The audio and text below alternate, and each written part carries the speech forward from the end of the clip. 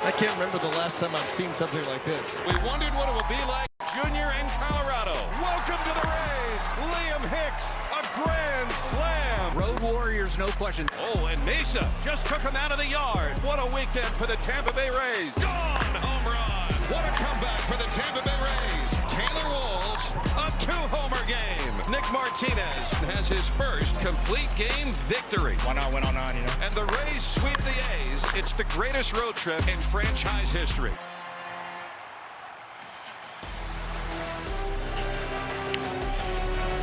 Rays TV is presented by Union Home Mortgage. And after a great road trip, Rays back at Tropicana Field. Let's go to the field and Kendra Douglas.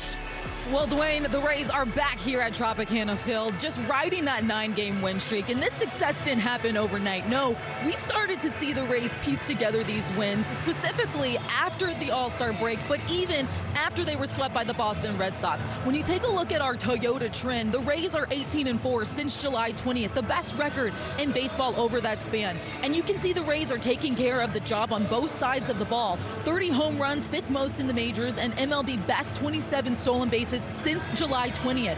When I spoke with Cedric Mullins about it, he told me sometimes teams just need a kick in the butt to get back on track. He told me that the Boston Red Sox were playing well, so it wasn't the Rays squad not executing. He said it just didn't have what they were playing their brand of baseball. But now Mullins shared that with time, if they continue to treat this past road trip with the same routine, the same energy in the clubhouse and in the dugout, they should continue to put themselves in a position for success, Dwayne.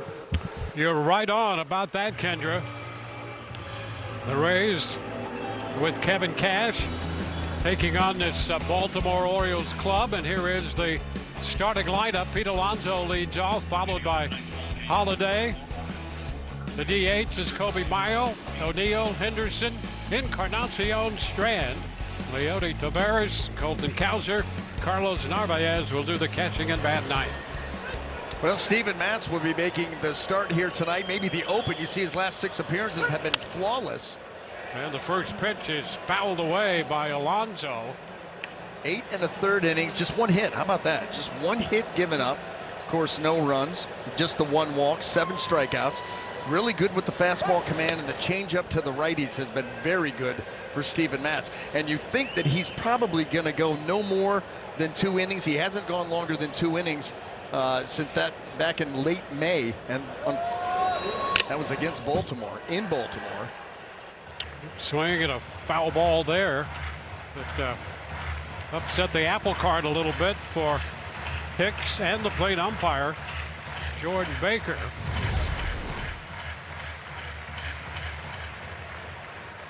Well, you've got, did he make the catch? Pitch is down. He checked 2-2. I'll tell you, it's the life of a catcher. And this is going to be an interesting battery right here, a battery mate, I should say. Liam Hicks at 5'9", Jordan Baker, I think he's 6'8". The pitch is foul, and on top of all that, Alonso tonight for the first time in his major league career, he's in the leadoff spot. He has had some success against Steven Matz. At the top of this Baltimore lineup, they are loading it to try to score early.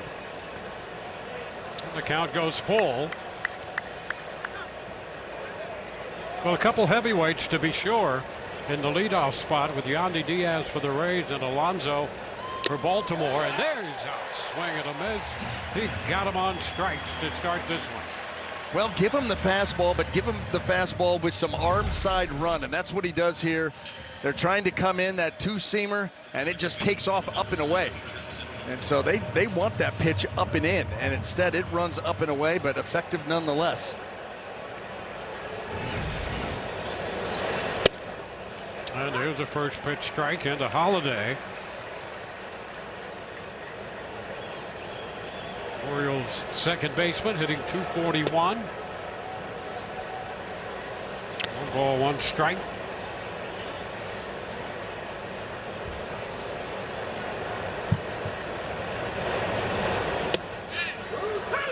Matz picks up the zone right there. And one thing about Matz, he will set his own pace, and if the hitters want to break that, they're going to have to do exactly what Holliday's doing right now. And you only get one of those. Yeah. So you've got to pick and choose wisely. It starts to go, checks in time. 2-2 the count.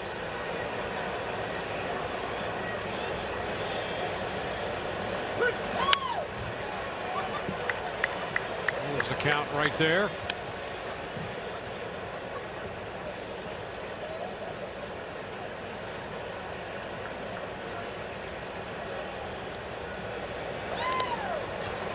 And we're going to go full up to the second consecutive hitter. Well, if you're going to keep going with full counts, at least do it quickly. And he's doing that. He does. Get that ball and come right back with the next pitch. Popped up foul. Junior Caminero after it. It's going to be out of play. Caminero all the way to the far corner of that dugout. The ball into the stands.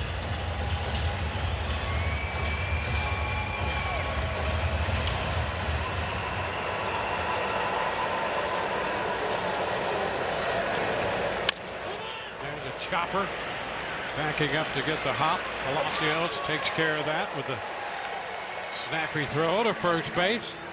2 up, 2 down.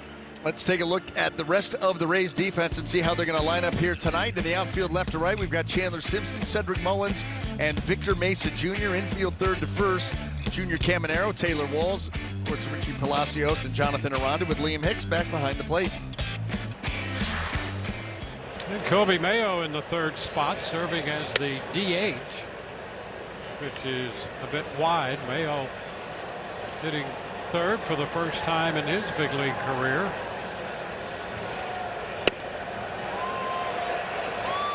And in one, he was out in front, big cut at the changeup. And that has been one of the pitches, in particular that changeup, that has been really good for Steven Matz over this last now 9-inning run of giving up just 1 hit, no runs. A walk, 8 strikeouts, and look at that. Last 6 appearances, 0 for 11 against that pitch. There's another one. Doubled up. Dropped the arm angle. Seen him do that a number of times here, especially when he was coming out of the bullpen. And most of the time against lefties, he would drop that arm angle just a touch, give a different look.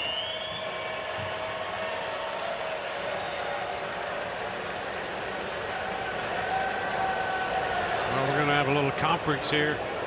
Hicks on the way to the mound. Thinking of Matz, and you mentioned he can work quickly, but he will also vary the time sometimes between pitches, and that's part of his approach. Yeah, I mean, you know, you're looking for any advantage that you can get. You know, you do that with base runners. You vary your time to the plate, especially if you're a right-hander, to give them different looks and not allow them to time you up. And you'll do the same thing with a hitter. The hitter starts to get into a rhythm with you, and then you slow it down. You don't see it often, but you will see it from time to time. Well, they tried to backdoor that one. Yep, tried to drop down backdoor breaking ball. Maybe that's why they had the meeting, because there was no button for that pitch. He wanted the drop down backdoor breaker. Follows with another changeup, and the count is full. So 3 consecutive full counts here. And they fly ball into center. Mullins on the move is there to make the catch. A 1-2-3 inning. Bottom of the first coming up, no score.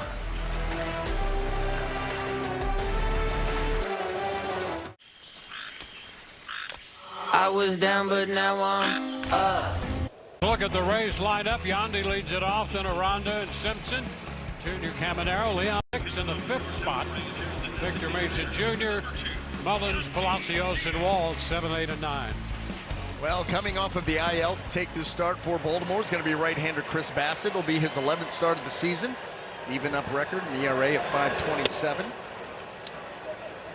And the first pitch is a ball. Throws it all. Every version of the fastball, 2-seam, 4-seam cutter.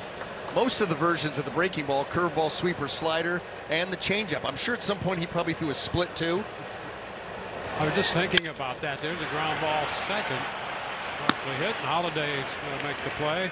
1 away, 7 pitches, but there could be 8 or 9 before the evening is finished. And I mean, we got used to seeing that when Chris Bassett was with the Toronto Blue Jays, and you just understand that he's got a very deep arsenal. Now, I will say this: the two-seam, the curveball, the cutter, that accounts for a little over 80% of the pitches. So he's kind of top-heavy, but be prepared to see it all.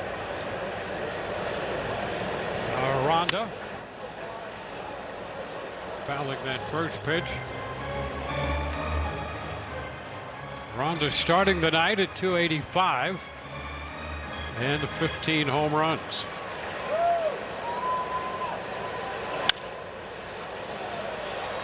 Nothing in 2.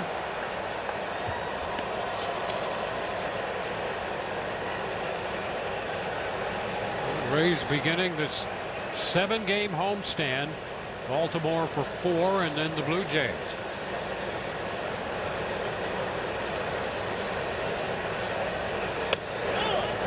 But inside, it's the Audubon homestand with the Orioles and the Blue Jays in town. I like that. That was good. It's good thinking on your part. Very well-rounded. Are you part of the society? Well, you're too kind. Are you part of the society? Not that society. Freemason? Nope. There's a chance here for the Rays against these two clubs to continue what they have put together on that last road trip. And what a trip that was for this team to go now 74 and 46. The thing that made that trip so impressive was all of the different ways that they found to win games. They won some shootouts, they won with some blowouts, they won with some low scoring, very good, well-pitched games. I mean, you name it, and they found a way to win. Ooh, that's close right there. And a good take as it turned out for a Ronda full count. Trying to wrap that breaking ball to the back edge and just not able to do it.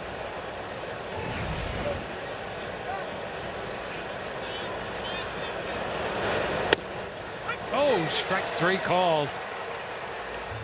Boy, did you see where the eyes of Jonathan Aranda were on that pitch? He was looking out over. Watch, this pitch is in the zone, inner half, and it surprised him because he's looking out over, and he's just like, whoa, follow it right in. No argument whatsoever. He knew that that was right there. Pretty good delivery there by Bassett. Put it in an impossible spot. And now Chandler Simpson up in the number 3 spot. He's hitting .307. And the curveball drops in there for a strike.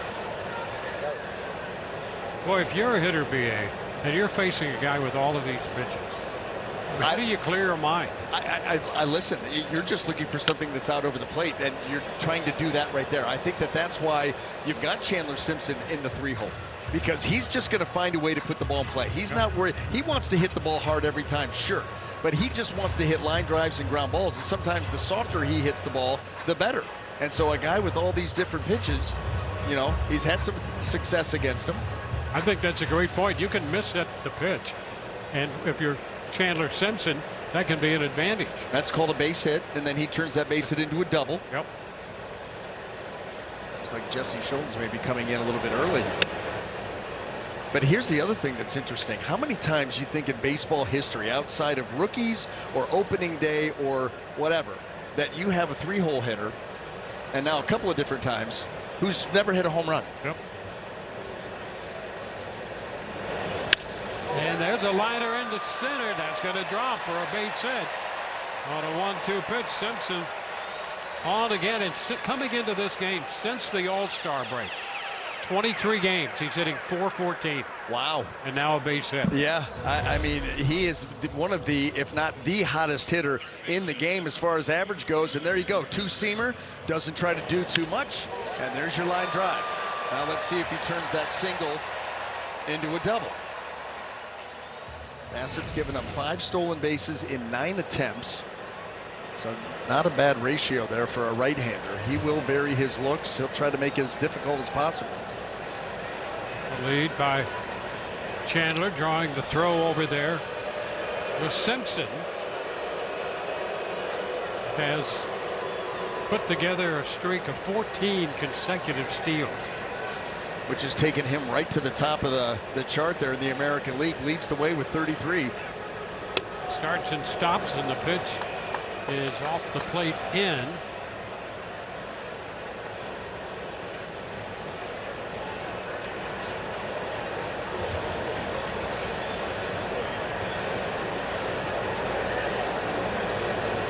Handler with that lead.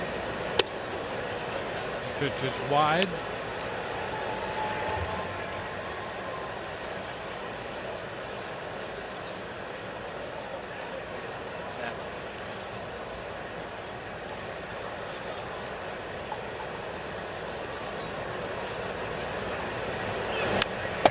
Big cut right there.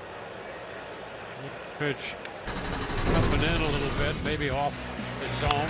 Well, how about 5 times on the road trip? 3 times in Colorado, a couple more times in Sacramento. Junior just continues to launch.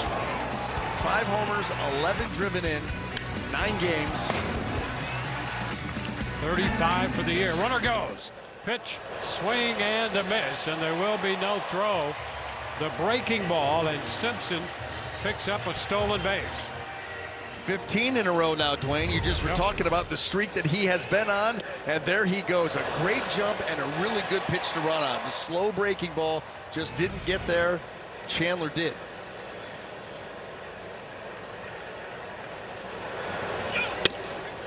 And strike 3 called. Caminero caught looking, 2 strikeouts in the inning. Through 1, no score.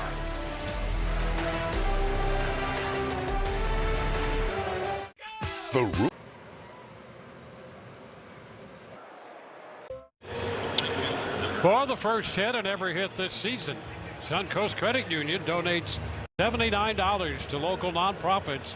Visit suncoast.com/raise for more information. Simpson picking up the base hit in the bottom of the first. We go to the second. Tyler O'Neill in the batter's box. Jesse Schulten's on the hill for the Rays. The 1 inning in the opening assignment for Steven Matz, and now the right-hander. Well, Jesse Schulten's, the last time we saw him in the big leagues, that was back on May the 25th, and that was, ironically enough, in Baltimore against the Orioles. There is the mix. 0-2. Tell you, he does not strike out a ton of guys. He doesn't have that kind of stuff. He's got good stuff, but he is not afraid to attack the zone and rely on those fielders behind him. He tries to get you out as quickly as possible. He is not afraid.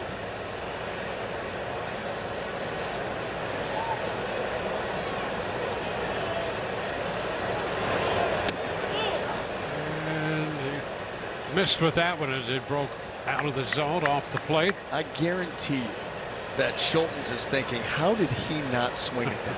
That was a good put away breaking ball. Really good take by O'Neill.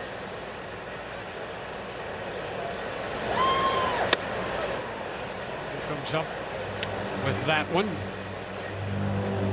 94 on the read.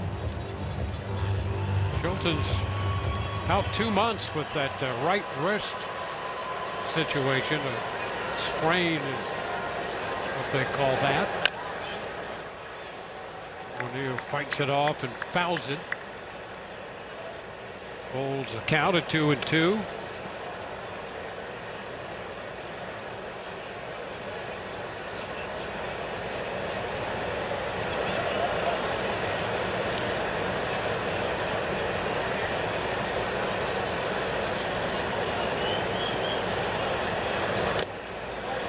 Well, another full count. Even Matz went to 3 full counts. And now full count here to O'Neill.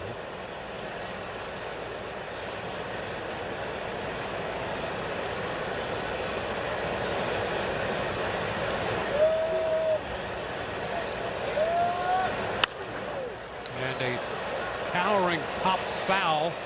That hit it. Caminero is after it, but it's going to fall. Yeah. The on deck circle being redirected up there. B ring. Hit the B ring, and it was in foul territory, so that's a dead ball. And that's why that ball got down to earth so quickly.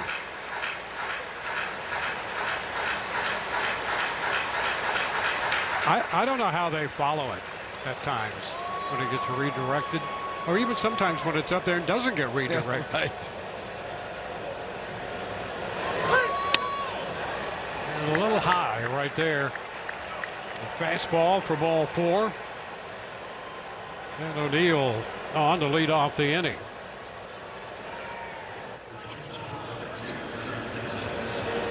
And Gunnar Henderson about to step in. Average just .214, but with 19 home runs.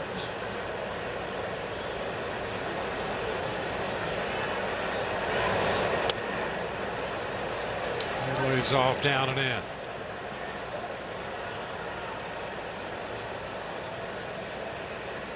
Tell you, he's put up some really good numbers too over the course of his young career against the Rays, which is not real easy to do.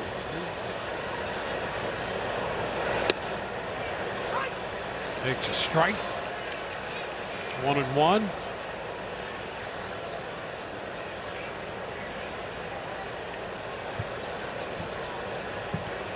August has not been kind to him so far this year.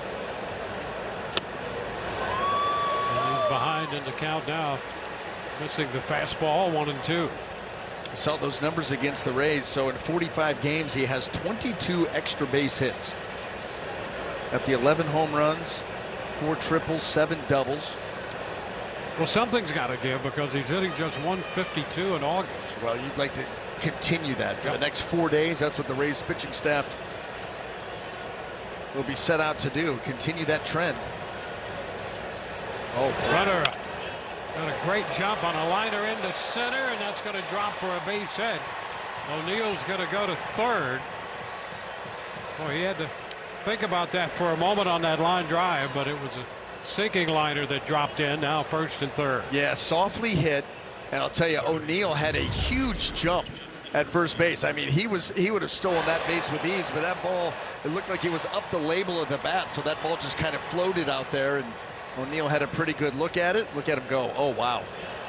And then seeing that that ball wasn't hit well enough to make it out to Mullins, he makes the turn, and now the Orioles have something brewing. Encarnacion Strand.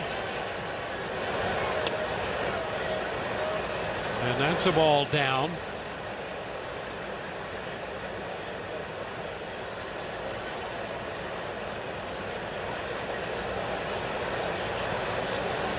Christian Encarnacion Strand.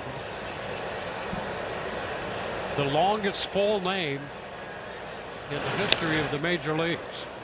I believe it. Yep. That is a mouthful. 27 characters. Wow. In one name. And it fits on the jersey? No, just Encarnacion on the jersey. I didn't see a strand unless it's, you know, along the bottom. Into right field. Mesa will make the catch. Tag at third. O'Neill's going to head to the plate. He is safe. He scored standing up.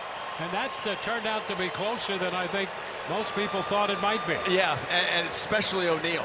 I don't think that he anticipated Victor Mesa Jr.'s throw, but we know Victor Mesa Jr. has a strong arm. I mean, that ball gets there in a hurry. He sets himself up nicely. Good outfielder. Watch him get his footwork set, and then boom, catch and go. Oh, man, I'll tell you what, if that's a little bit more online, you could have had something there at the plate. Yes. What a strong throw. I mean, if it's on the money, I mean, you may have been able to tag him as he ran by you. That would not, oh, got him.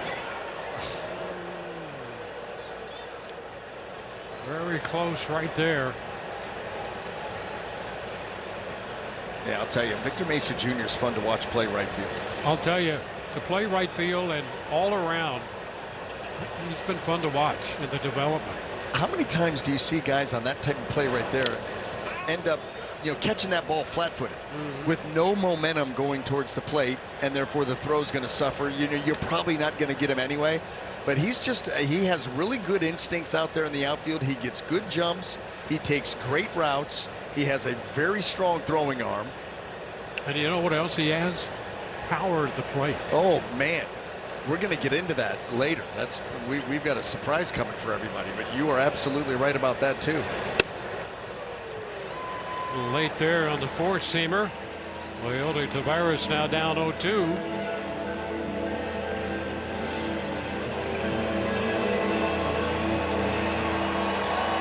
Leadoff walk has been turned into a run. Taveras asking for time.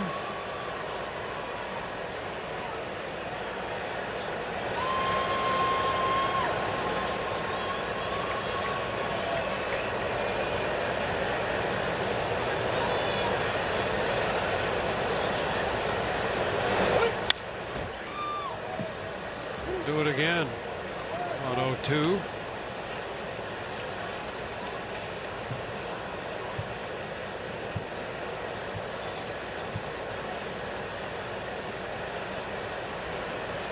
Chilton's taking over after Steven Matz worked the first inning.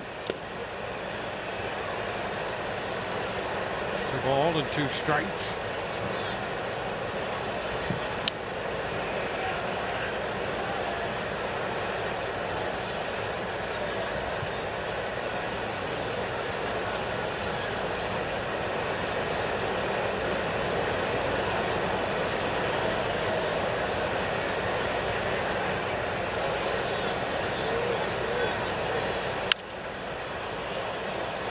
It's in foul territory, will carry into the seats. Holding the count right there, the ball 2 strikes.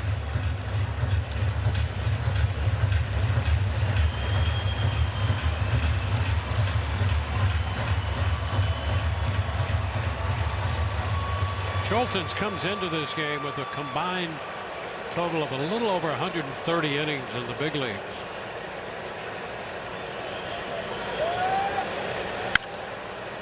Popped up, foul. Amanero, full head of speed, and oh, be careful.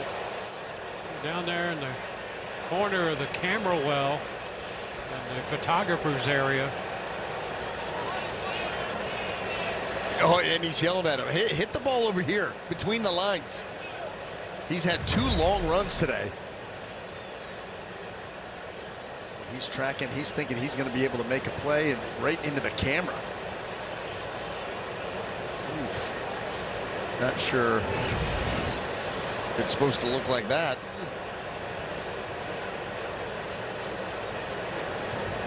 Can you imagine Junior Caminero going down because of an oversized camera lens? Yeah, we don't even want to think about that. Over to first, ball gets away. It's start of a move, but quickly the break supplied by Henderson.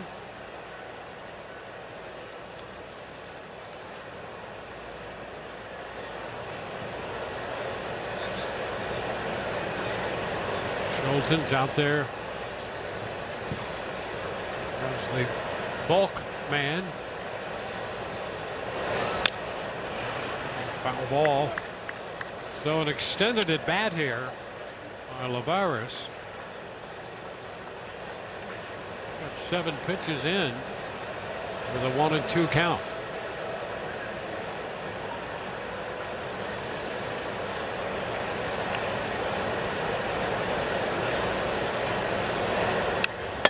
And he fouls it again.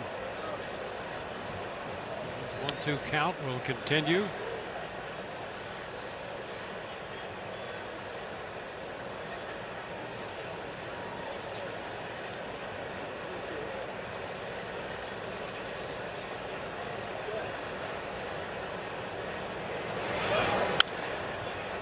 And again, how about that? How many foul balls do we have in this at bat? Pitch 10, you've got a count of 1 and 2. Yeah, that's a lot of foul balls. 10th coming.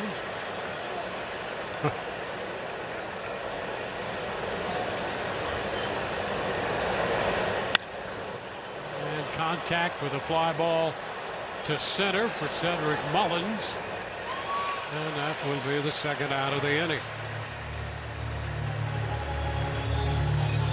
So 10 pitches required. And Schulten stayed with it and finally got his man on the fly ball to Cedric Mullins. Now Colton Cowser, Baltimore center fielder tonight.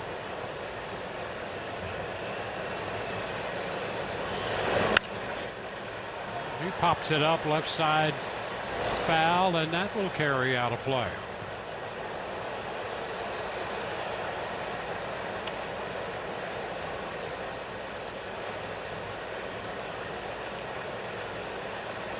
Well, Matz made 21 pitches in the first inning. And Schulten's up to 25 in this one.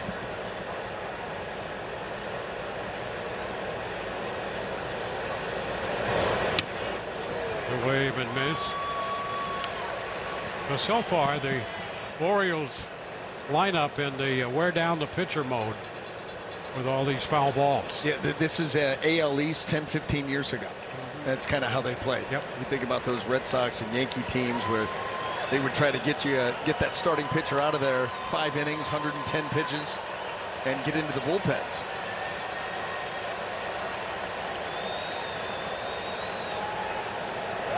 Oh, 2. Tap foul. And the beat goes on. Yeah, I mean, listen, Jesse Schultens, he attacks the zone.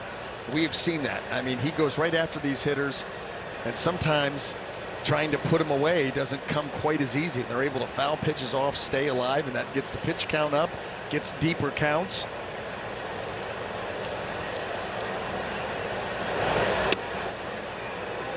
Take there for ball 1. Boy, that was close too. It was caught awkwardly because Liam Hicks was set on the other side of the plate, but this is real close. He's set up in. It's away. I mean, that's right there. That's got a very good chance of being a strike. Runner goes, the 1-2 is down, and the throw one opts in, and they still got their man. So the caught stealing Henderson caught for the 5th time this year. And that will take care of Baltimore in the top of the 2nd. Another look, and the tag by Walls in time.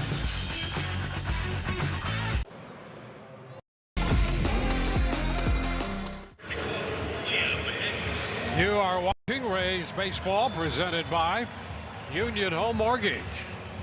1-0 Baltimore with that walk to begin the top of the 2nd. Turned that into a run. Hicks leads off the home half of inning 2 for the Rays. First pitch swinging, and there's a base hit into center. So Hicks wasting no time at all. Boy, he had that great road trip. And in the lineup tonight in the 5th spot. Well, Dwayne, this is what we were teasing. You were alluding to this before. Everybody be quiet. Shh. How about Victor Mesa Jr.? 10 home runs in 155 at-bats this season. 2nd on the Rays in home runs since July the 7th. He's after the first pitch, skies it to right. Not helping. O'Neill going to make the catch. But the point you make is right on. But he didn't help out. We got to talk to Victor about maybe taking a pitch. But here's the deal. So he's 2nd on the team since July the 7th in home runs. He has 7. Junior Caminero has 9. Okay, not that to be expected, right? Junior Caminero has hit his 9 home runs in 140 plate appearances. Victor Mesa Jr. has hit his 7 home runs in 84 plate appearances. How about that, huh? Yeah. How about that? Yeah. I mean, he's becoming something real interesting. Well, all the way around too, as Mullins takes that first pitch for a strike. I mean, you look at Mesa Jr. and what he can do in the outfield, the arm, and then the power at the plate. I mean, think about that too. 10 home runs and 155 at bats. If you triple that, that's 465 at bats. That's not even a full season. Yep. That's 30 homers. It's a pretty good pace. Hey, there's a challenge. Call is overturned. Pitches the ball. ABS powered by T-Mobile, and the count's going to go to 1-1. Do you think that's because Jordan Baker is 6'8"? The home plate umpire? Well, I know he's getting down there low. wide. 2-1. Well, Baker is the tallest active umpire. Yes, he is. Every bit of it. Look at him back there.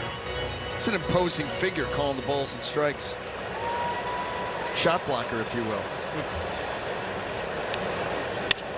That's a liner up the right side, but it's hooking foul. Mullins made a wistful look down that line, hoping somehow that might stay fair. Well, yeah, because if it does, you may have a tie game, and he could be, who knows, second or third, depending on how that ball bounces around. Oh. And that's going to be a base hit just over the outstretched glove of Holiday. Hicks moves into second on the base hit by Mullins. Yeah, and Hicks had to kind of hold tight to see if that ball was going to clear Holiday. That ball got in a little bit on Mullins. And so great trajectory, but didn't have a lot of power behind it. That ball gets in, tries to pull the hands in, hits that soft humpback liner, and Holiday makes a great effort to get there. Obviously ends up a little bit short. Hicks is able to scamper to second. Now you start to build something. Richie Palacios. Oof. He was trying to wait on that curveball as it hovered up there. Trying to make it a 3-1 game. Mm-hmm.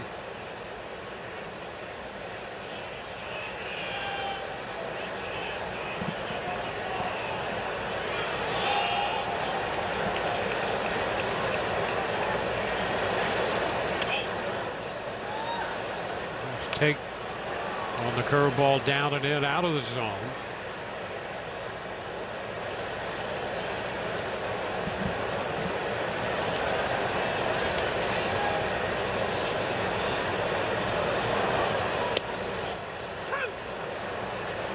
Two.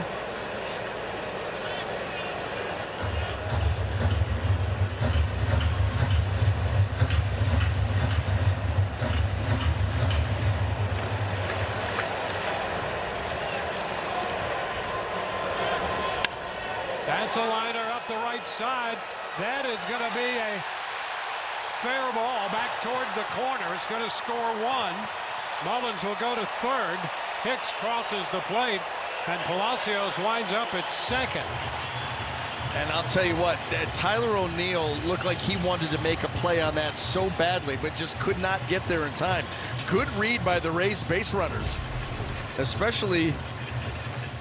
Let's take a look at this right here. That ball down and in, an absolute rifle shot off the bat of Palacios. And look at O'Neill. He wants to make a play, and then pulls up right at the end and is able to kind of glove it, knock it down a little bit. But Hicks got a great read on that, and so he's able to score rather easily, and still you end up with runners at second and third. So nice job all around.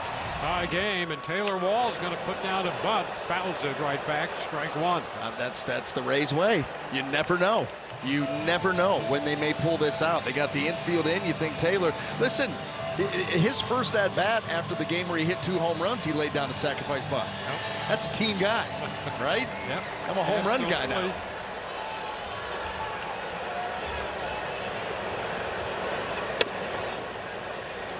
One ball, one strike. You just never know what this Rays offense will do, especially when you get to the back end of it. Well, Walls had gone a full year without a home run, and then he hit those 2 home runs within a span of 30 minutes. Yeah, I mean, they even put that on his baseball. I mean, when they authenticate those balls, not even authenticate, but they just put them in the guy's locker. You know, they have the little piece of tape on it so that you can, you know, go get whatever you're going to get done with that ball. And they put it on there. Home run number 2, you know, first home run in however many days on the 1 ball, second home run in the last 30 minutes. Bounce foul. 2-2. And from both sides of the plate. I mean, think about that. It was July of last year before he hit another home run here in August. Yep. And then his very next at bat as a right-handed hitter, you hit another. Have a night.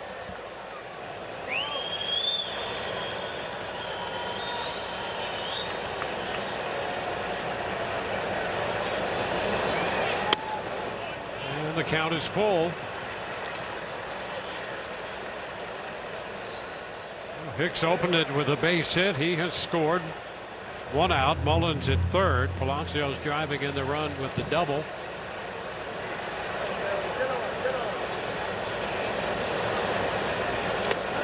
And Walls draws a walk.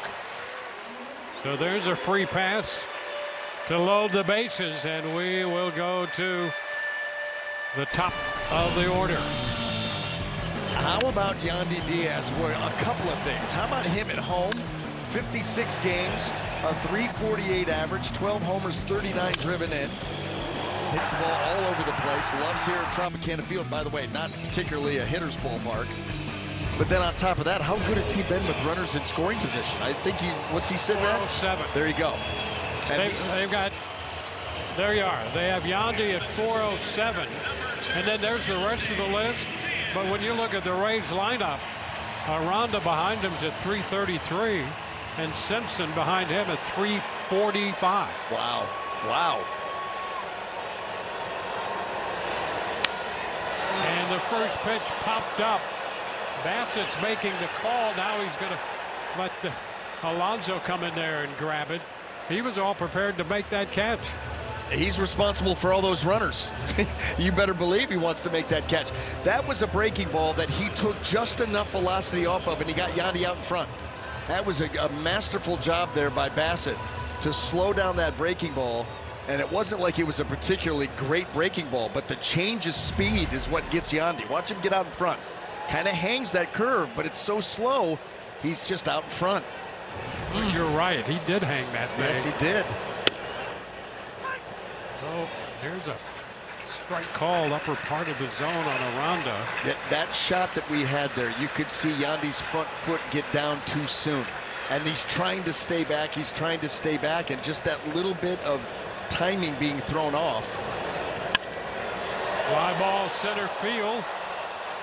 Counter's there to make the catch. The Rays settle for the tying run, and they leave him loaded. 1-1.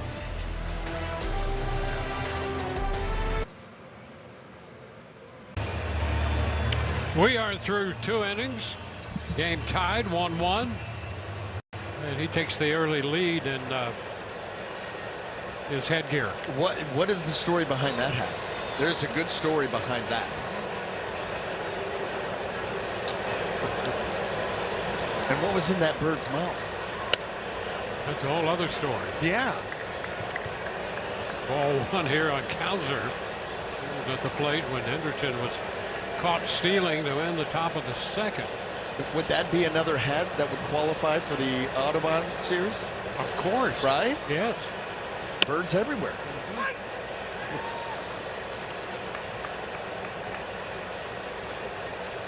And 1 here to Cowser.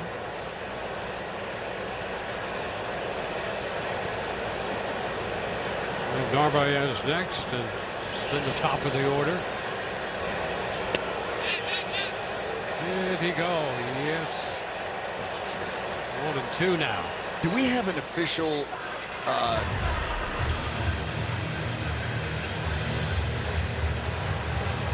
I'm not sure we have anything official up No, here, we but don't. go ahead. No, we don't.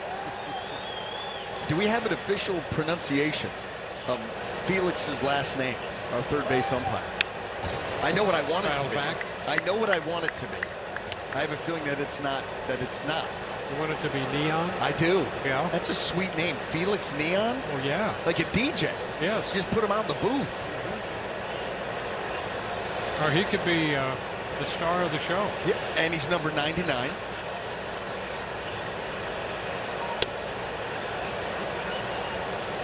Two and 2.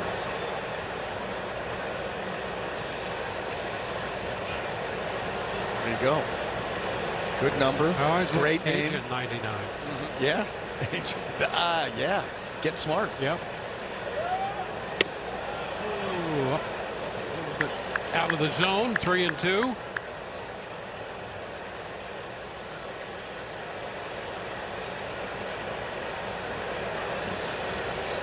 Five of the first 8 hitters for the Orioles have worked full counts. It only feels like all 8 have. And you're right about that, too.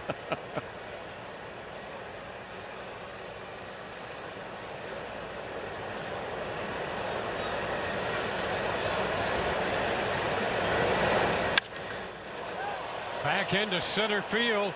That's got some distance to it and will get out. Boy, that rattling the Rays tank out there. And Kowser hits his 10th home run of the year.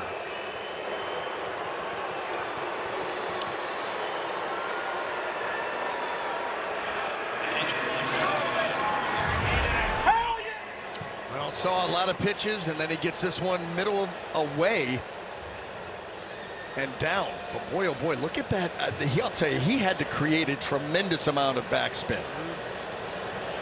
Didn't look like that swing was entirely on time and the pitch location, and yet you put it to the Rays tank.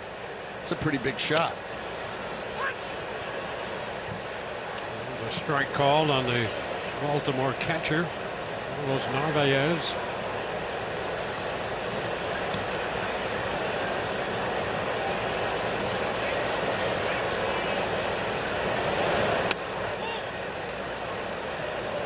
One and one.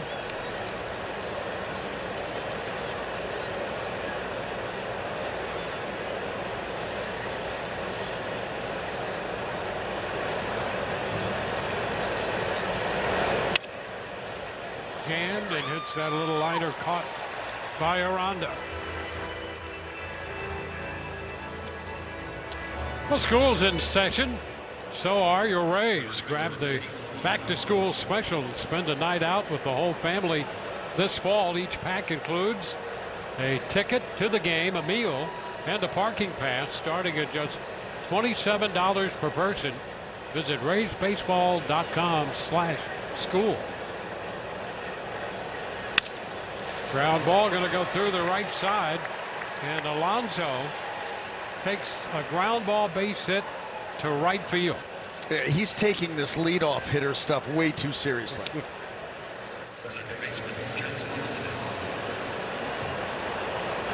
Well, the third hit for Baltimore. Yeah, that's not the kind of hit that you associate Alonso with. Especially early in the count.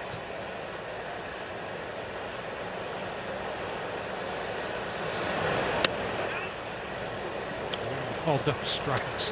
I mean, you think about some of the home runs he's hit and the distance on them, and then you see a little ground ball go through the right side. Little slappy ball to right field. Doesn't make a lot of sense.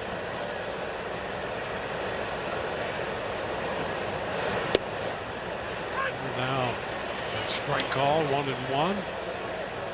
You've had those sluggers too through the ages where if they wanted to do something like that, you were like, okay. Not worried about you slapping a single the other way. I'm worried about you putting one in the seats.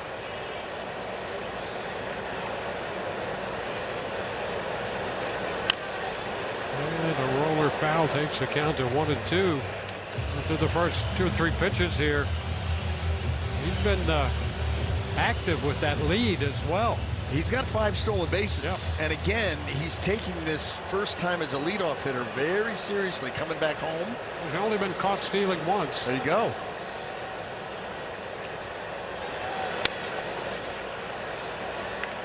One and two. Foul ball. I think at this point, we should already start a foul ball count. I just hope they have enough baseballs. Right. You get to the 7th inning and there'll be white pearls. Yep. They run out of the rubbed up baseballs. And a swing and miss. So the strikeout for out number 2. First strikeout for Schultens. Boy, he put that right down the middle of the plate, and Jackson Holliday just missed it. Advent Health strike zone, and it's in the heart of it. How about that? I mean, you just split the plate. Yeah, I mean, that would be a pitch that Jackson Holliday would tell you, if you could just put it here, but that ball had just enough run to it. It was a 2-seamer. Mayo takes a strike. Will be Mayo, the designated hitter.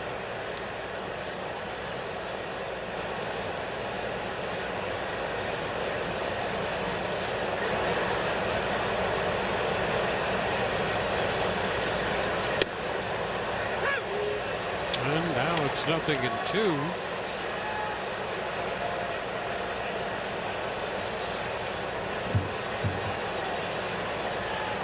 Romeo's in there as the number 3 hitter. When you break him down, he's hitting over 280 against lefties and under 180 against right-handed pitching.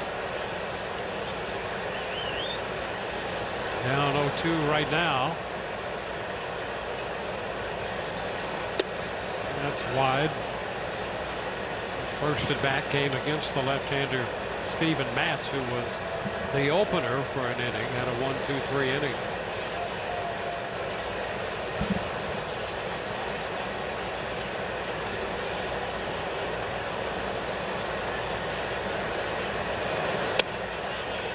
And he checked. Stu Sherwater down there at first as he held up.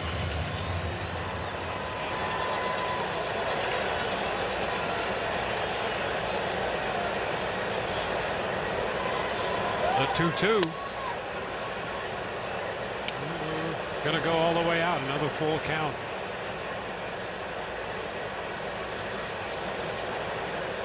It's the name of the next book. Full count foul balls. This is the 6th full count we've had with the Rays facing this Baltimore lineup. And that will be strike 3.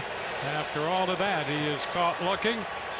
Run on the home run. We go to the bottom of the 3rd. Simpson, Caminero, and Hicks due up.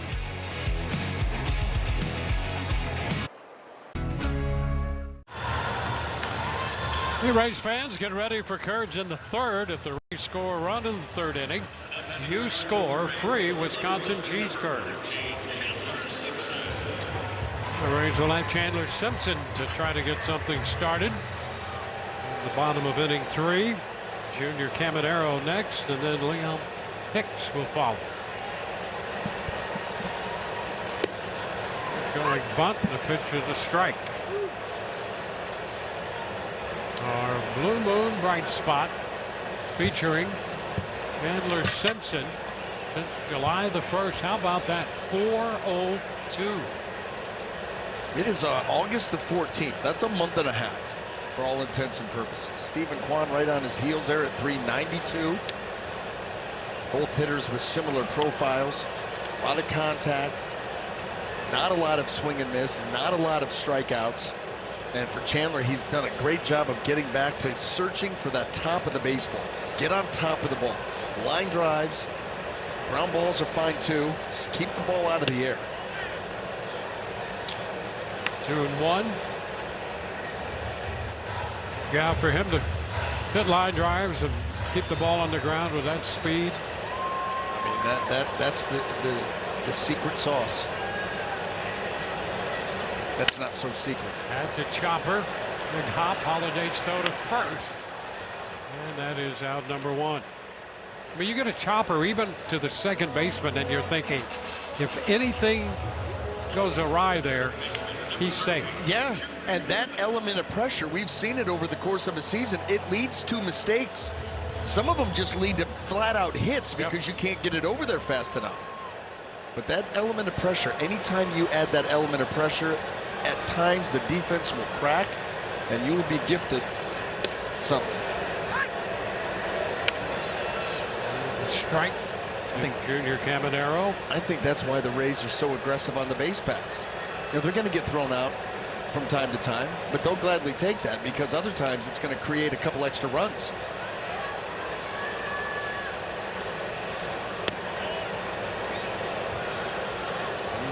One. Bassett wanted that challenged. He wanted to challenge that. He flinched out there. It was a backup breaking ball. Didn't do what he wanted to do, but it looked like it was in the zone. And it's a difference between 1-1 and 0-2. Yeah, to this guy. 2 balls and a strike.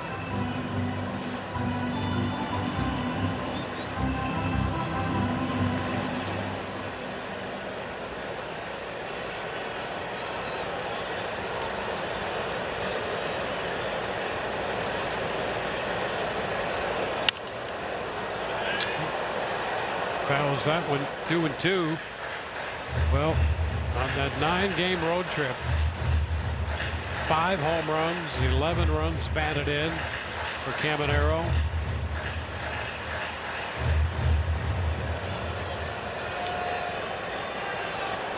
"35 home runs on the year."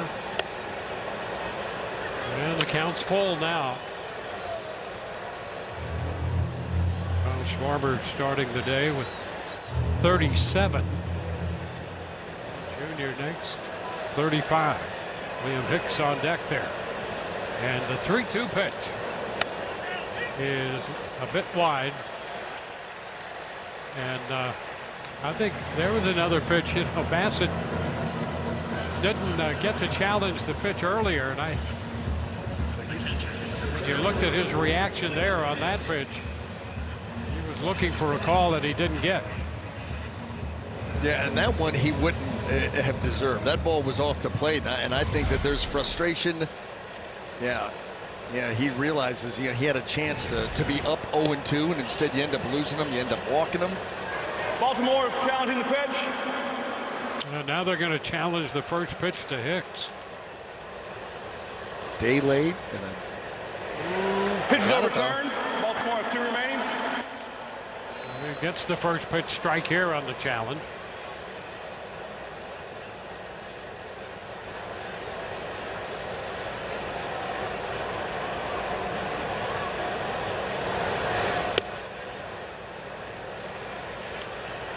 One and one.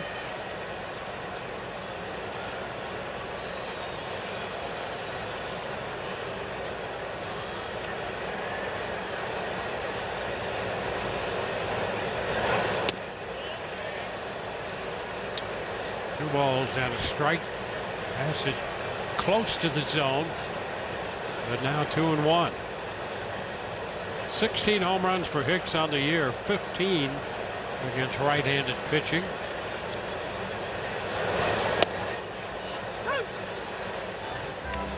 We'll make it 2-2.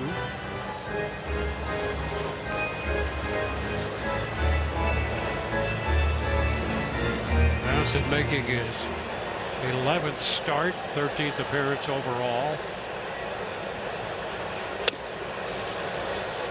And we have a full count. Giving up 6 home runs in the prior 10 starts and 2 relief appearances.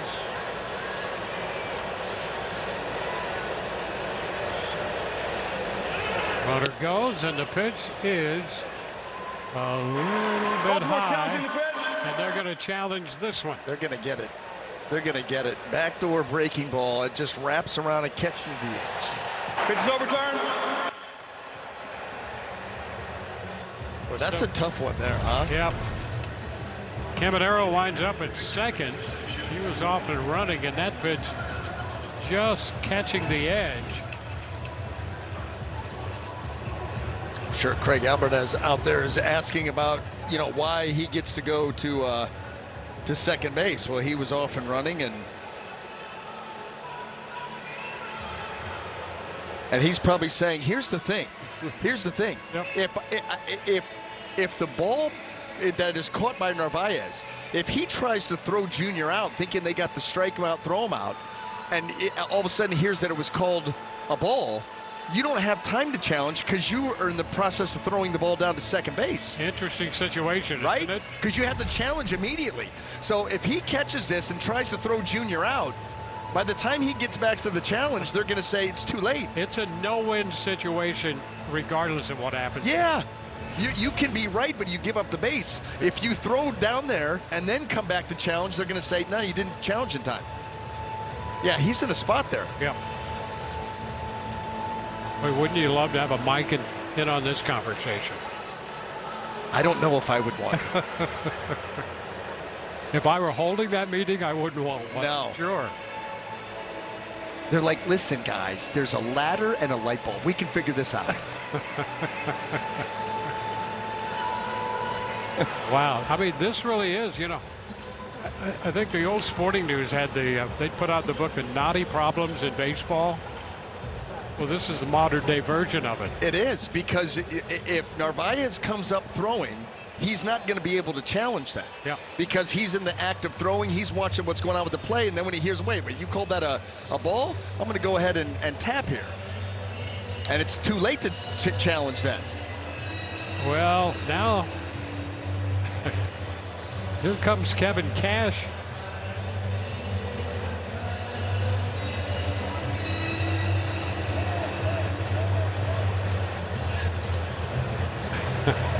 Oh, Kevin was waiting. He had his argument ready to go. Yep.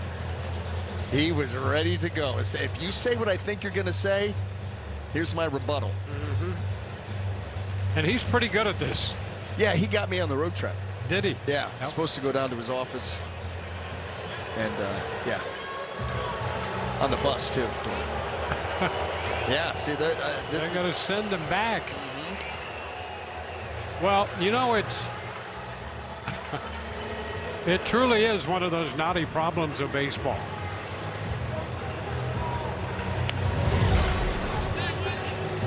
Well, there he's off and running. There's the call was made. He doesn't. He goes to the challenge. And so I don't know what you do if you're Narvaez. You try to throw out Junior. Normally they would.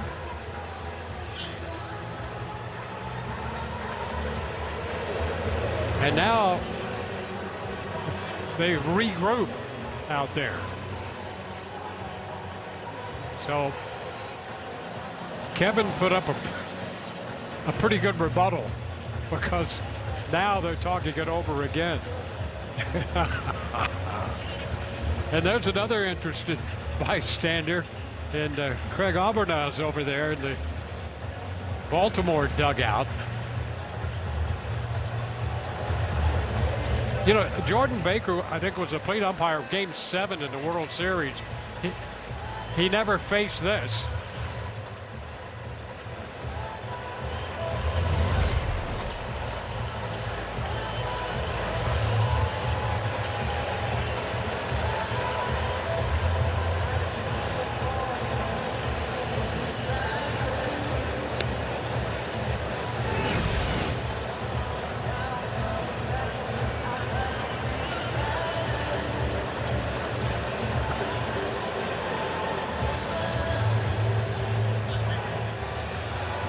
And now you have Cabanero having a little conversation out there. Do you think it's a coincidence at all that the two biggest guys on the crew go over to Craig Albernaz?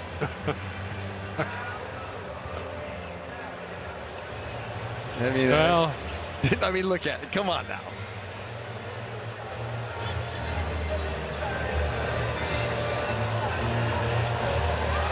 so they're going to put Cabanero at second base. You know what I want? I want a transcript of the Kevin Cash conversation. He's hired. Yes, no question. Oh, and I thought I saw a slight little grin there. The next time you and I get into any trouble, we're calling Kevin. Without a doubt. Yes. And again, in fact, we should keep him on retainer. Right. That's a stolen base now for Cabanero. So the Rays have a runner in scoring position, down 2-1, bottom of the third. And Victor Mesa Jr., if he just hits one out of the park, he'll make it all academic. He's out in front of the changeup. He tried. Well, he's been doing a lot of that. We just brought him up. 7 home runs in his since I guess what was that, July the 7th. Second on the team. He did that all in now 85 plate appearances. Pretty good bang for your buck. That is a great rate. And a base hit into center field. Here comes Cabanero. He's going to score, and that will tie this game at 2. So it was all worth it on the RBI single by Mesa Jr. He was fooled and out in front on the changeup. Then he gets the slower breaking ball. And watch him stay right on it, use the middle of the field. There's that curveball. Boy, he stays on that so well. Stayed back behind it and just shoots that ball right through the middle of the field. And here comes Junior. They kept those hands back. Boy. It is more and more fun to watch. Upstairs, Cedric Mullins. Well, the Rays pick up their second run with their 5th hit, the RBI single by Victor Mesa Jr.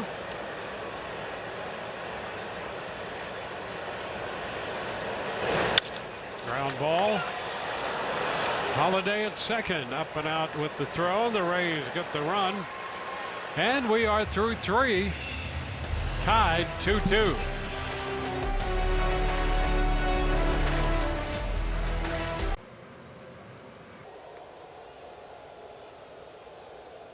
Choose T-Mobile. Find yours. It's a 2-2 game into the 4th inning.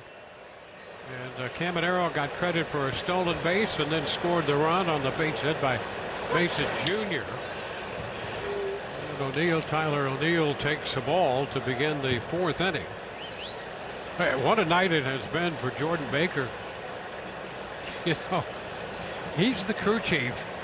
This is his first year as a crew chief, and he was working the plate in Game 7 in the World Series last year. And he's had his hands full here tonight. That was an interesting turn of events there in the bottom of the 3rd, and the Rays cashed in to tie the game. Yeah, got to get to the bottom of what was said, because the argument was made, and you bring back Junior, and Kevin Cash was at the ready. I mean, he had his bullet points, laid them out very quickly, very succinctly, led to another meeting. And then the 2 big guys went over to Craig Alvarez and said, listen, he's going to second base. And a 4-pitch walk. So, fans, claim your share of the Rays 50-50 charity raffle jackpot. Proceeds support youth programming in Tampa Bay. You can win big and support the community. Donate and win from home at rays5050.com. Well, meeting on the mound now after this 4-pitch walk. It was O'Neill who walked to begin the 2nd inning. And Baltimore ultimately converted that into a run. And now he's walked on 4 pitches here to begin the 4th. And this has been a deliberate pace, to be sure. I mean, we were on a pace for somewhere in the neighborhood of 3.5 plus.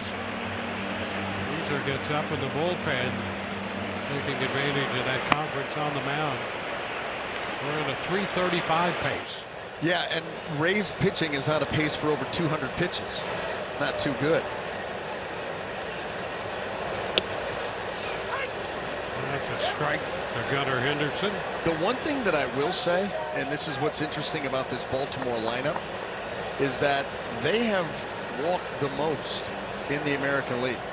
468 walks.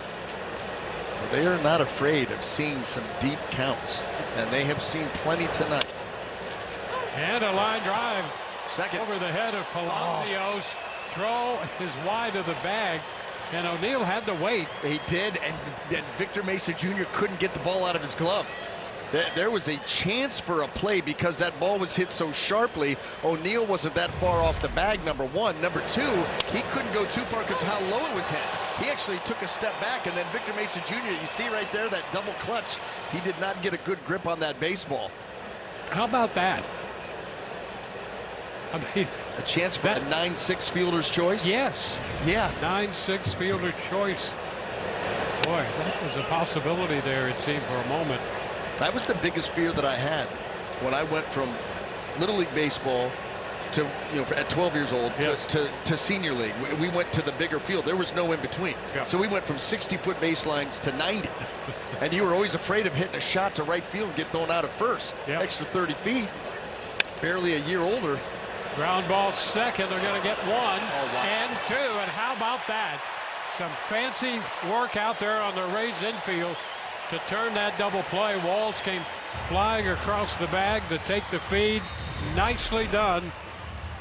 Look at this, 4-6-3, and look at Walls. Boy, the option pitch, and then Walls has to right the ship as he's coming across at an odd angle. How about this right here, the Palacios? What a great feed. That is as pretty as it gets. Well, that'll speed things up a little bit.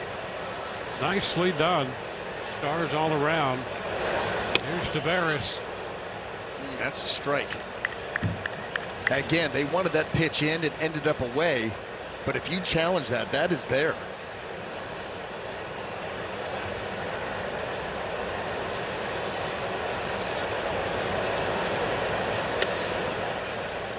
He takes that one low. Tavares had that extended at bat down in the count. In fact, when it ended, he still had a 1-2 count.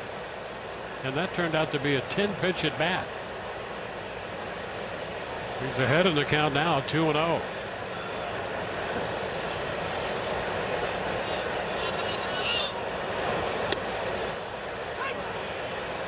Two and one.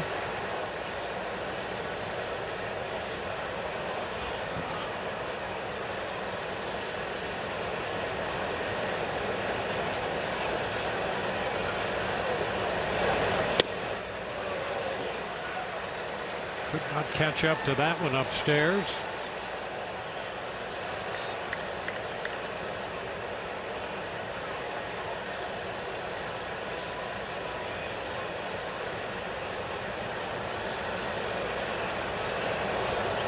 Rays pitching through the first three had made 72 pitches.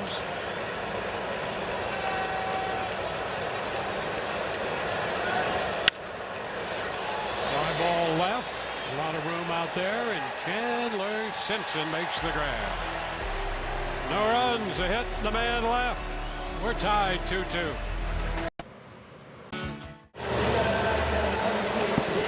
Well, you scored free Wisconsin cheese curds. Visit Culver's.com/Rays to sign into delicious rewards. Redeem your free medium cheese curds with any order through tomorrow at participating Tampa Bay area Culver's.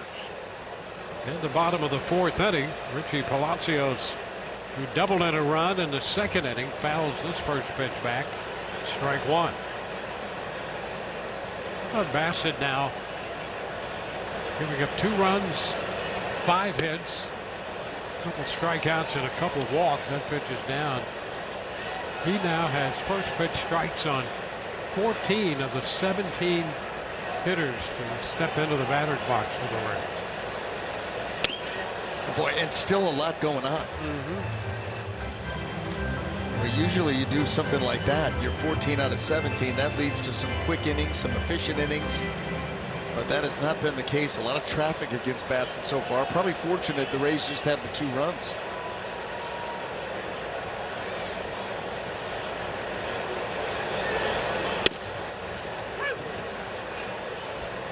Two and two. Bassett is 1-7 in 10 career starts against the Rays with a .423 earned run average.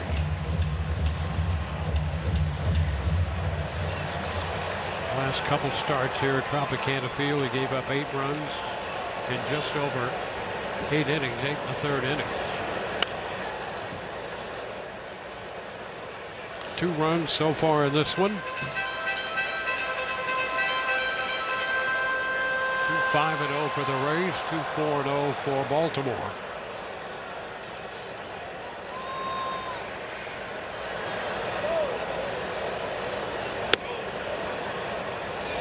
And a full count.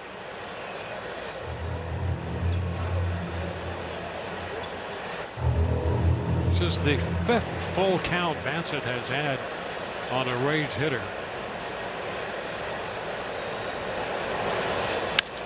Palacios sends a fly ball shallow center field, and coming straight in, Kaiser makes the catch. 1 away.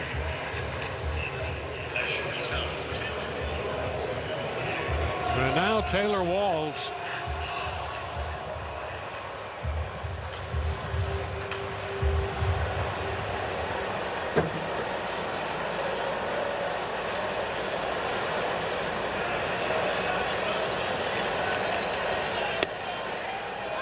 That's the first pitch strike.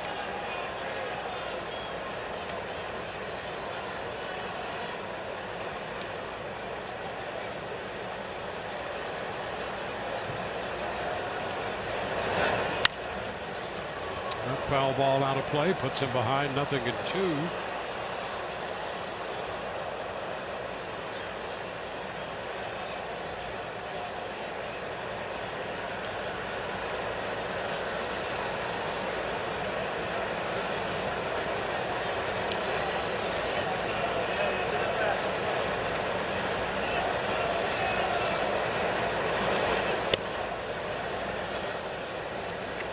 Ball, 2 strikes.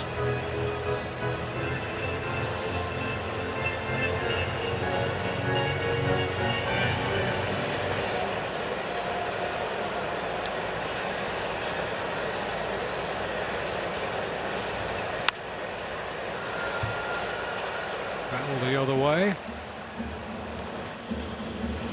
The series will extend through the weekend.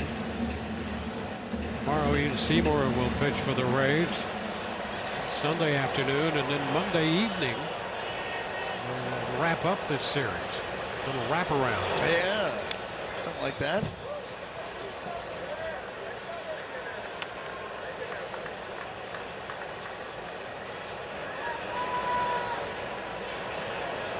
One of those quirks in the schedule.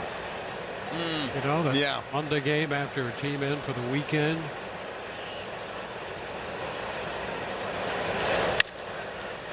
Chopped out to Holiday from second base. 4-3 on the play. 2 up and 2 down. It's 5 o'clock somewhere, but don't be late to first pitch. Celebrate Margaritaville at Tropicana Field. It will be August the 16th. Rays take on the Orioles Sunday. Purchase the Margaritaville ticket package for a seat to the game and a Margaritaville tropical shirt. Visit RaysBaseball.com/Margaritaville. First pitch strike called. And that pitch was well off the plate. But here's the thing. Yandy Diaz doesn't challenge. He's never challenged. Not one time this season.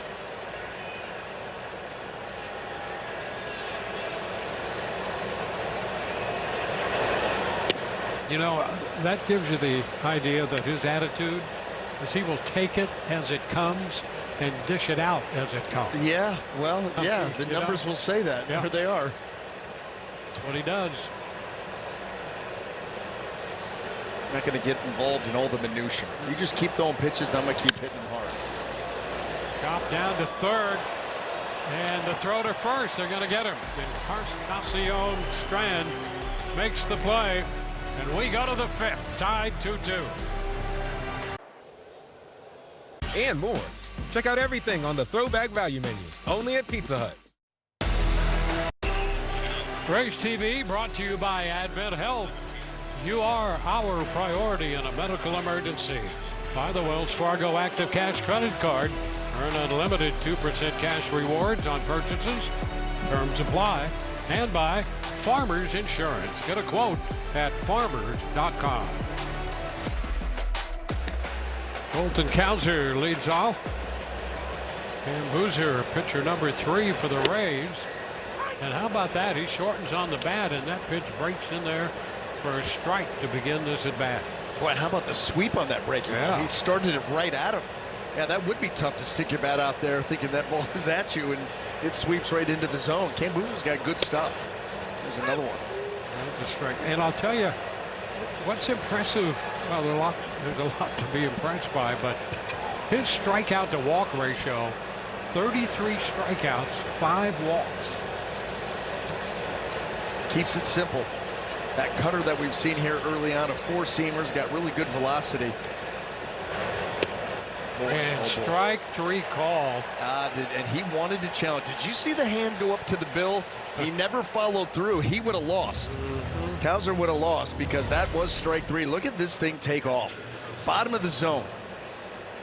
And then watch, he wants to do it right here. He gets the call and he goes, nah, I'll leave it alone. Orlando Hell slow-mo replay. Boy, did he dot it. I've seen people, guys, reach for their wallet the same way. Ooh, yeah. You know what I mean? Yeah. Narvaez fouling it away. Strike 1. Yeah, Just wasn't quick enough on the draw. No, there's a Guns N' Roses line. I'm about to figure out the song, but there's a Guns N' Roses line in one of the songs where the arm gets shorter as the pockets get deeper. That's a good one. Same idea. Dude, I knew you would have an appropriate reply. That's what made me think of it. I just threw it out there, and you paid it off. I've got to figure out the songs. It's a great lyric. 0-2 popped up. That's going to be out of play.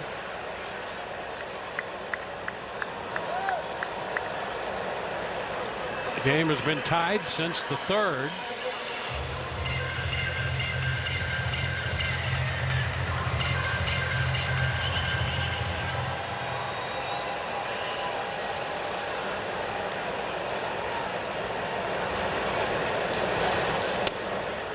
Side 1 and 2.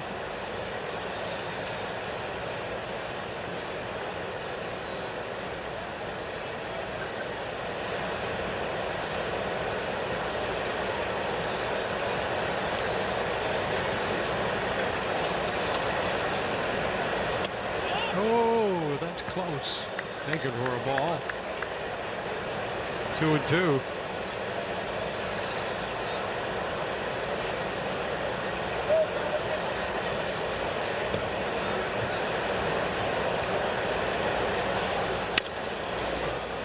Foul.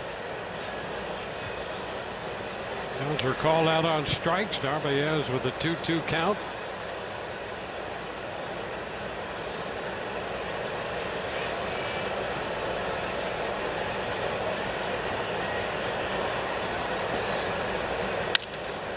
Down to short. And the Walls up and out in routine fashion. So 2 up, 2 down. Let's check in with Kendra right now. What have you got? Well, guys, I want to talk about the Rays' new catcher and Liam Hicks, because so far he's been impressing not just only manager Kevin Cash, but this clubhouse as well. Now, we saw that he joined the team on the road, but this is his first game playing inside Tropicana Field as a Ray. Talking with him before the game, he told me he was so excited to play in front of the fans here. I caught up with manager Kevin Cash, who told me this is a really good guy that we got on this team. He's learning from the pitching staff. He's argued that he might have even come up with the biggest hits on the road, pointing to those key knocks in Colorado, Seattle, and with against the Athletics. So, guys, the Rays and Cash are liking what they're seeing from him and how he's adding to this lineup, guys. I'll tell you, I don't know how you top stepping in, new team, hit a grand slam. Yeah. I mean, that's instant credibility. That's how you do it. Yeah, we'll take you in. Right. And we'll take you out, too, to celebrate. Well, and what was great about that was because, you know, it was earlier in the game.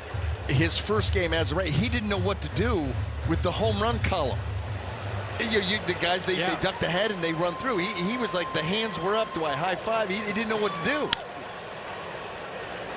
Hadn't been there long enough. Yeah. Well, he'd already done the important work. Right? I'll tell you. Yeah.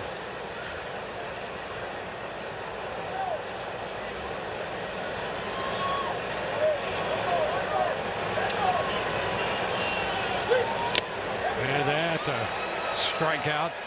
1, 2, 3 inning for Boozer. Miranda leads off when we come back.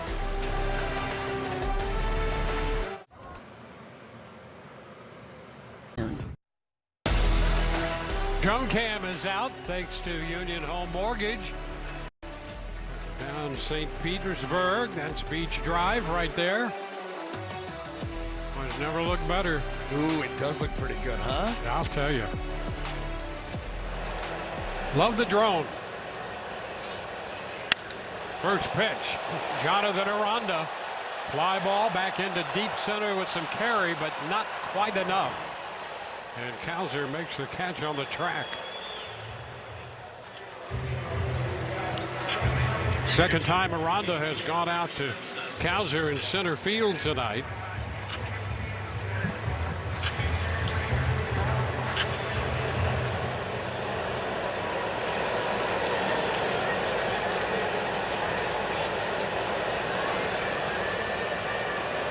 Chandler Simpson. Tell you what, Encarnacion Strand and Pete Alonso, they were pinching. Yep. Pinching heavily. They were moving in even closer than that. Maybe take away a potential bunt. Well, that caught the edge. I'll tell you, that'll lead to a lot of hits too. You think about Chandler's ability to slap the ball the other way. When you get the third baseman pulled in that far, yep, he can reach to his right or left. That's it. Look at that ground ball toward short, though. Backhanded pick, and Henderson makes a nice play. That's it. I mean, he had to make a perfect play and a really good play to get him by a step.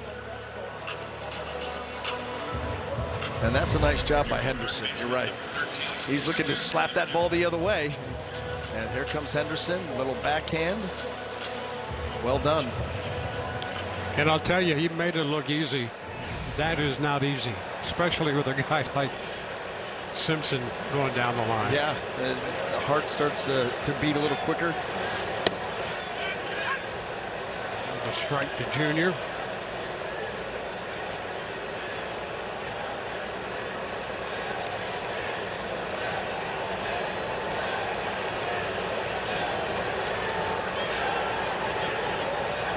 Bassett calling for Narvaez. They'll get together. The bottom of the fifth here. Baltimore scored a run in the second. The Rays scored a run in the second. Baltimore scored a run in the third. The Rays scored a run in the third. There's Tyler Wells now up in the bullpen for the Rays. That's got to be a little weird. Yeah, doesn't it? You know, he comes over. Yeah. Now he's going to face these guys. Yeah, it hasn't been over for very long. I mean, a week and a half. And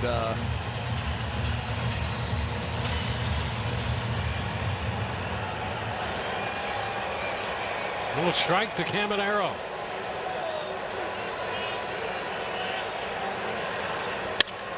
On the ground is short, picked by Henderson, and his throw is on the money. So 1, 2, 3, 5th through 5, 2-2.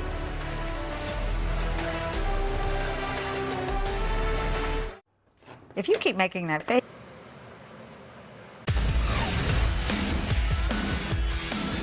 Well, the deadline deals, and I'll tell you, both these clubs are involved in all of that action. With that's the big one up there. yeah, that a lot of people asking questions about that. Now, Boston had to pay a premium to be able to pry him away, and he's back now. But Taylor Ward goes to the Mariners. Saw him on the road trip. Of course, Tyler Wells comes to the Rays. We've seen him for 4+ innings. He's been outstanding. Dean Kramer, friend of the program. He goes to the Twins for number 24 prospect. I think he took his man bun with him. And here is Tyler Wells.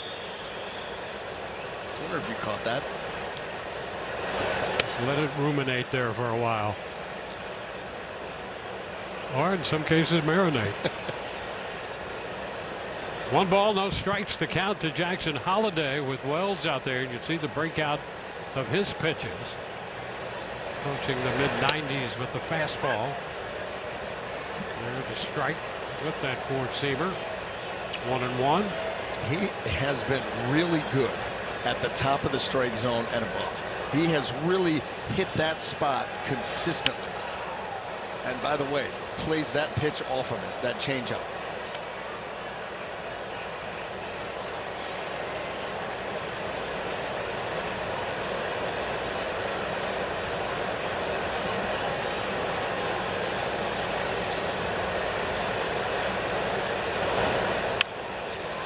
Foul back.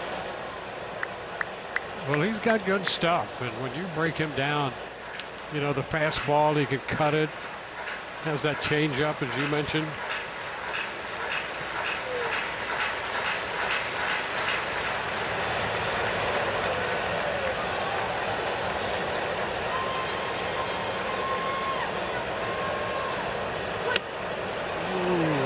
Close right there.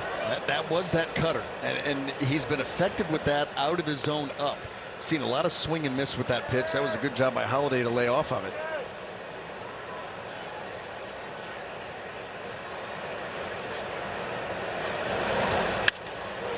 That's going to be a base hit off the fastball. Mason Jr. quickly over on the pickup. Well, a runner at first with nobody out, and Kendra, you have more on Tyler Wells. Yeah, B.A., when you were kind of talking about him warming up and said, well, this is weird, that's the exact word Tyler Wells used today when we were talking with him about it. He said it's going to be kind of weird facing the O's. It feels a little strange. He says he has some of his closest friends there, and that's where he got such a big start in his career. He said for him, he hadn't played in 2 years, and all of a sudden, he's in the big leagues. So the Orioles, they play a huge role in the significant moments of his career and in his life right now. But he said he's so excited to be here. One thing I want to note, guys, and this is something that we heard throughout all the new guys, was just how welcoming this Rays clubhouse has been to bringing them in. That's what's really helped him adjust and help this team out so far, guys. I'll tell you what, in my time here with this organization, I don't think I have been around another team that was as close-knit, or that is as close-knit as this one. I really don't. And there have been some good teams, and there have been some close teams. This one feels different. Like, this is a team that still gets together 22 guys going to dinner together on an off day in Seattle. Yeah, they've been doing that kind of stuff all season long. And so it's no surprise that Freddie Peralta, Liam Hicks, Tyler Wells come to this team and with open arms. They bring him right in, and they get acclimated very quickly. Well, and you've lived that with different clubs you've been on, winning and losing, all of that. And so, I mean, your observation is credible there for sure. And it's really, I tend to think it's unusual. Oh, I would agree. I would agree. It just, everybody pulling for each other. There just seems to be such a great vibe down in that clubhouse, on the field. And I think that it makes a difference. It's not mandatory. There have been plenty of teams through the years where you had 25 players, 25 caps. Game's over. But there is something to be said for being a team. Hot shot third. Caminero, Palacios 1. First base 2. 5, 4, 3 around the horn on the double play. Boy, and that could have been a little weird because that ball was well hit. That was a really nice job by Junior Caminero to get that ball and then watch him right himself. It gets to him so quickly, he knows he has time. Mayo's barely out of the box, so he takes his time, and a perfect feed to Richie. And then Richie finishes it off. So the double play, bases empty, 2 gone, and Tyler O'Neill with a couple of bases on balls.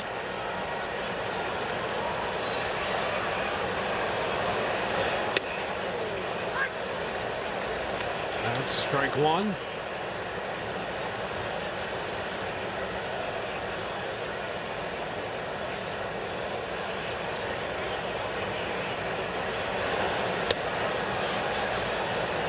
One and one.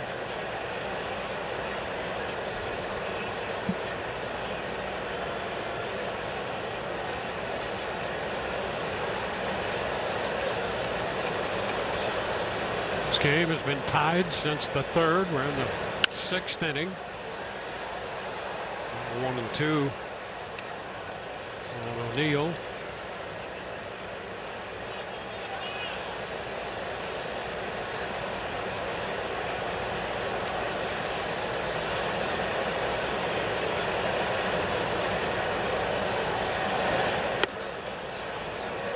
Two.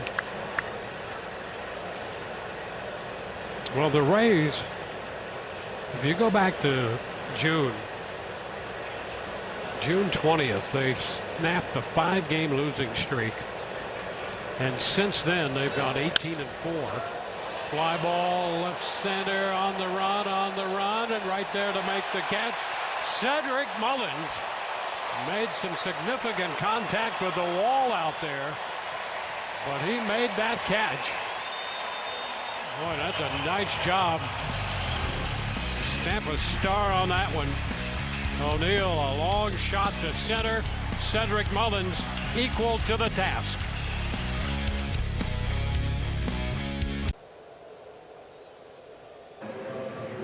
Leaves a little boring advice goes a long way. It's a Rooms to Go reunion. Doug and Rich, or should I say Richie? Oh, Richie Palacios has in. Richie Palacios has been playing great baseball lately. Last 5 games coming in, 6 for 13 with a double. He had a double earlier in the game today, driving one of the first runs in for the Rays. And it just seems to me he is just playing very relaxed since the trade deadline. He's been able to go out there and put together some comfortable at-bats. Fellas, he is going to be a weapon moving forward on the season.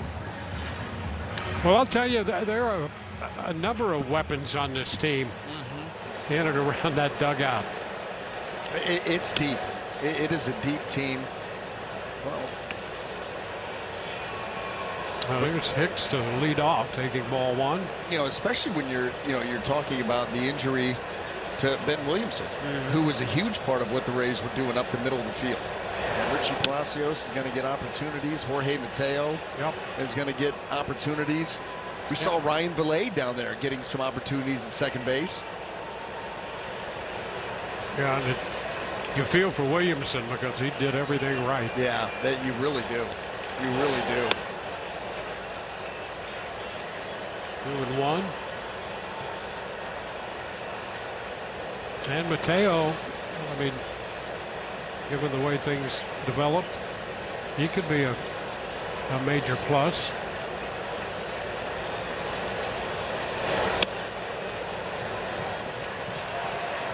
Well, Hicks draws the walk right there. Calling all college students, take a break from classes, come out and enjoy a game at the ballpark. College students eligible to receive select special offers throughout the season. Find out more, get verified at raysbaseball.com/students. How about the fact that college is getting ready to ramp up? School has started. Yes, it has. Here we go. Before you know it. This is the best time of year. This is the best time of year. You're talking about football getting ready to start. You're talking about pennant races in baseball leading into the postseason. It doesn't get any better than early, late fall. High foul down the right side, and that will be out of play. Even late summer, however you want to categorize it. Best time of year. And now you've got the sprint to the finish. You just had the best records in Major League Baseball up there. The Rays, you know, Brewers, I mean, right there at the top. Walker, the lefty, in the bullpen for Baltimore. Boy, here's another weapon at the plate we've been talking about. Oh, yes. Drove in the tying run. One of the tying runs. Well, I'll tell you, the makeup of this team, I mean, the Rays entertaining anyway with some of the things they do, and they see things that apparently, you know, other people don't, and they develop players that way, even if not through the system, then bringing in talent from other clubs. Lisa Jr. is out #1 on that fly ball, and boy, they just seem to do a great job. Clevenger up in the bullpen of developing talent, and in some cases developing it almost at the major league level. Well, Mullins due up, and the Orioles going to make a pitching change with 1 on and 1 out. Back in a moment. And it works on all kinds of trash cans. TV brought to you by Orlando Health. We make it personal. And by Suncoast Credit Union. Score fee-free checking with more perks to save big. Open your account at suncoast.com. Beautiful night in St. Petersburg and the greater Tampa Bay area. Josh Walker is the new pitcher. Bassett gone after 5 1/3. Walker out there, and the Rays will have Johnny DeLuca to pinch hit for Cedric Mullins.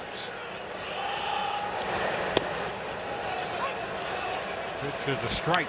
Called a challenge here. Tampa Bay challenging the pitch. I think DeLuca may win this one, down and in. see. Oh, Pitch is confirmed. just Tampa's enough. down. Tampa Bay's down to 1. Rays down to 1 challenge.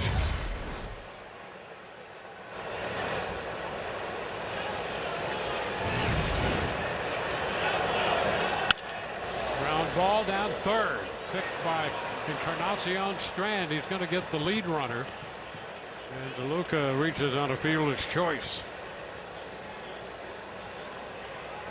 Trying to sneak that by Encarnacion Strand, who was playing shallow. That was a nice play by him, and Holiday out right there at the cut. Able to go down and glove it. Gets a nice feed too. But Holiday, I don't know if he got a really good grip on that baseball and then thought better of it.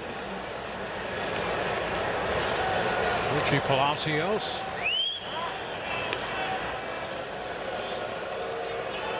Well, there's a move to first. And DeLuca back in.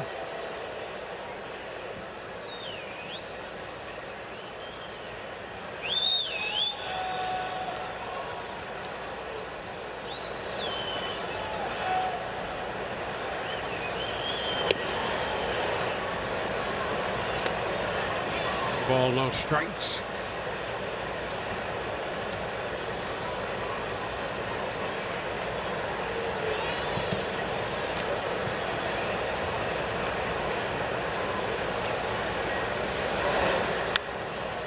And a foul ball. Check swing. 1-1 the count.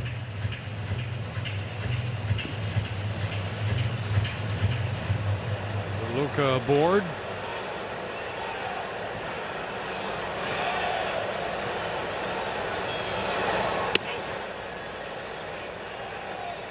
It's 2-1.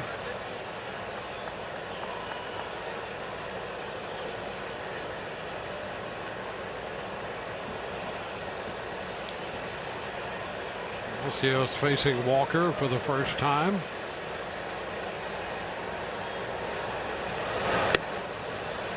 Oh, that's a strike called, and the Rays will not challenge that one.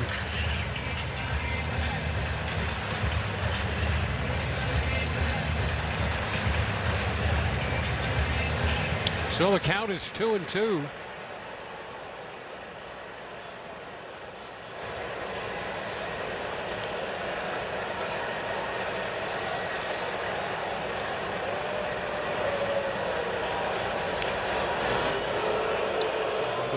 Toss over there with DeLuca back in.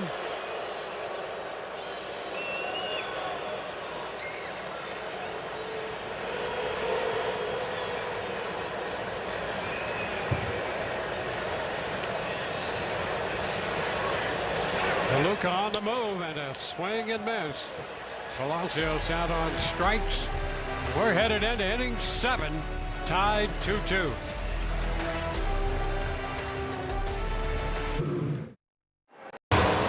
Seventh inning sponsored by Hyundai.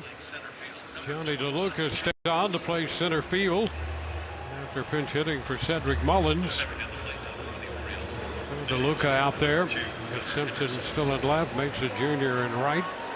Garrett Clevenger is the new pitcher, number 5 for the Rays on the evening. Excellent numbers since June the 14th, an ERA of 1.35, a sterling whip of 1. Miller Henderson left on left, and the pitch is a strike. Henderson 2 for 2 tonight.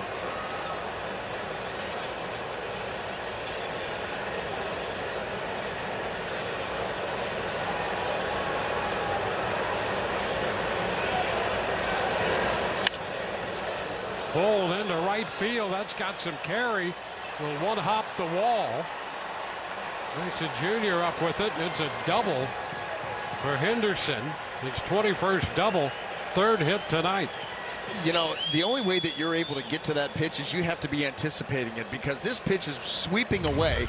It's on the it's well away from him, the breaking ball, and he gets around it. He's able to get around it. That ball, I don't think, got as far away from him that Clevenger wanted, but still not a bad pitch, and Just a better job by Henderson to get around that baseball, keep it fair, and well, like we talked about earlier in the game, he has had a good run of success in his career against the Rays.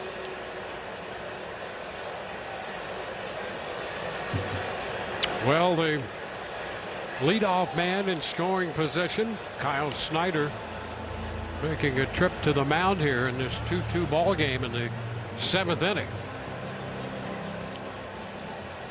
That's open. Worked 1. Shelton's 3 innings. Boozer an inning. Wells an inning.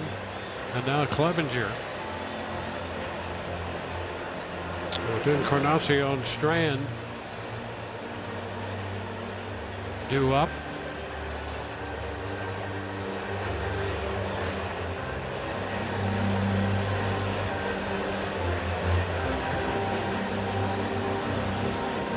First meeting between these two.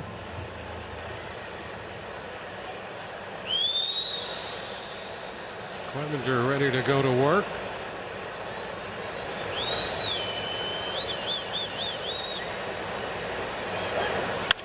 Pitch hit on the ground through the left side, a base hit. Simpson making the pickup. Henderson's going to stop at third. So the double for Henderson. He goes to third. Encarnacion Strand is on for the first time, although he did drive in a run with a fly ball back in the second. White just rolled over that ground ball, and Junior playing over there. He's a little bit tight to the bag, and he just rips it right by him, and now there's nothing that he could have done to get there. And now first and third, nobody out. Well, there's Tavares. He's bringing that infield not quite all the way in, but they're getting close.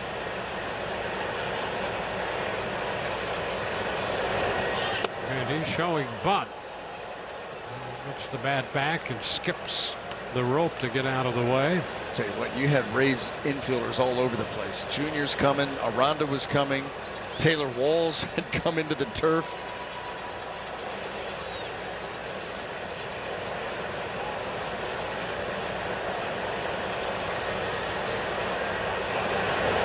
And the bunt fouled up that first base side. 1-1. Tavares to push that ball into play, and Henderson coming down that third base line.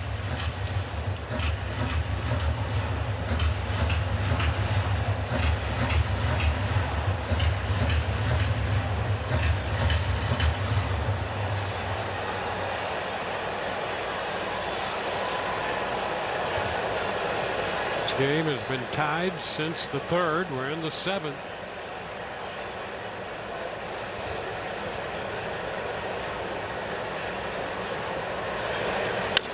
Ground ball chopped to third. They're going to get the man Henderson caught between home and third, and they're going to stay in it long enough to put him in at second and third here.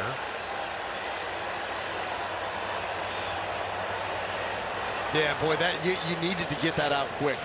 If you could have gotten that out quick, and all of a sudden you've got runners at first and second, obviously a whole lot better than this. And out's good here, obviously, but right here you wanted to finish this off quickly. And as he's able to stay in, Gunnar Henderson, good athlete, able to stay in that rundown, he allows the base runners to move up. Although I think Gunnar's going to end up staying there at second as they tag out Encarnacion Strand. That's who they sent off.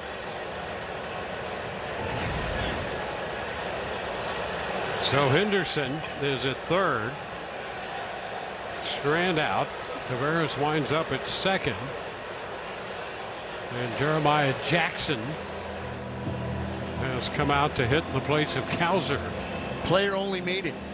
Player only meeting. Cannot have any other coach come out where you'd have to make a pitching change. So the guys trying to figure out what they're going to do defensively here. Second and third and one out.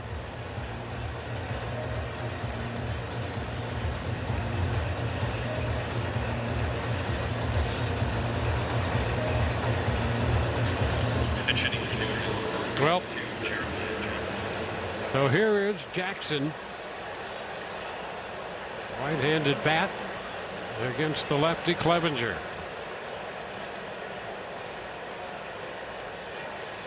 Infield tight. And this slider for a strike.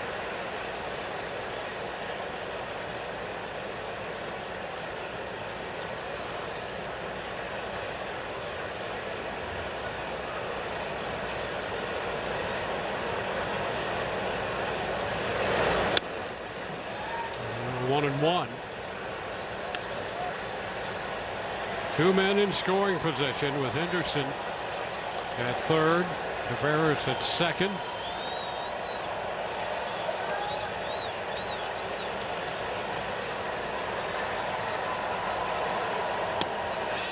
Did he go? He did not, says Stu Sherwater. Take another look at that. Fans didn't like the call. Got out there pretty close. Yeah.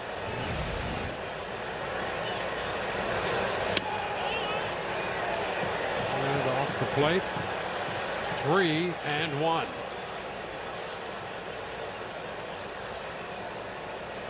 And now time called. Kevin Cash coming out there. He's got right-hander out there. Clevenger will depart here in mid-count. It's a 3-1 count, and kind of interesting right here. Back in a moment.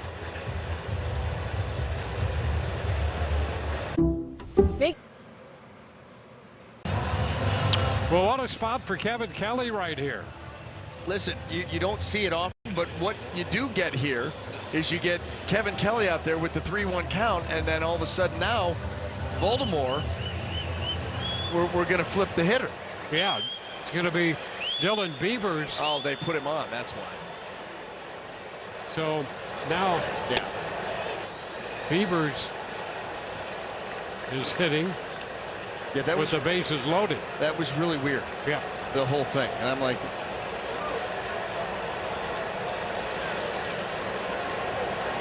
so Jackson is at first. And the ground ball that's going to go through the right side.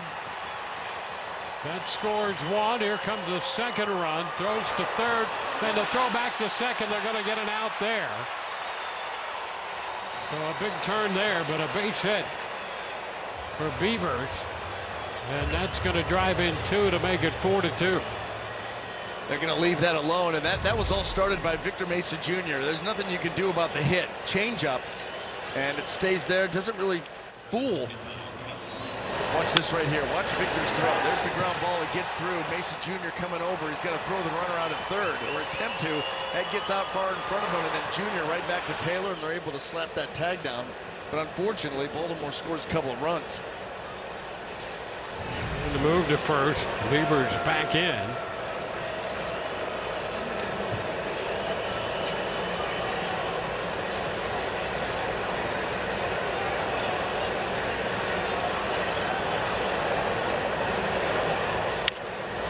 Tapper at third base, foul.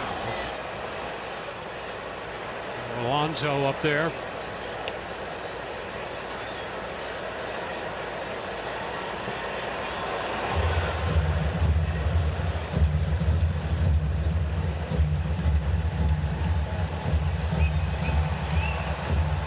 So 2 runs have scored. Alonso, the hitter with a man aboard. 2 outs. Ground ball short. They'll get the force play there. Wells to Palacios. But 2 runs cross the plate. It's 4-2 Baltimore.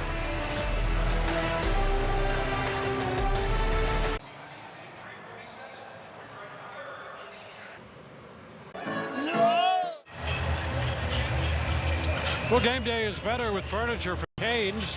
Shop savings in every department, with financing options as low as $28 per month.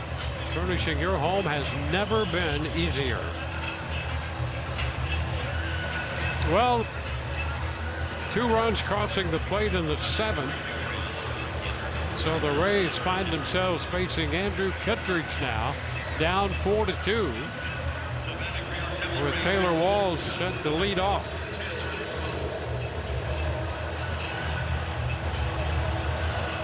Pretty good numbers there for Kittredge last 20 games. A whip of .67. How about the strikeout numbers? 29 and 19 in the third. Rays have their work cut out for them, but we've seen them pull off these comebacks before. Walls, after the first pitch, sends it back into left and to the track. Catch made by Beavers, who's now out there in left field. One pitch, one out.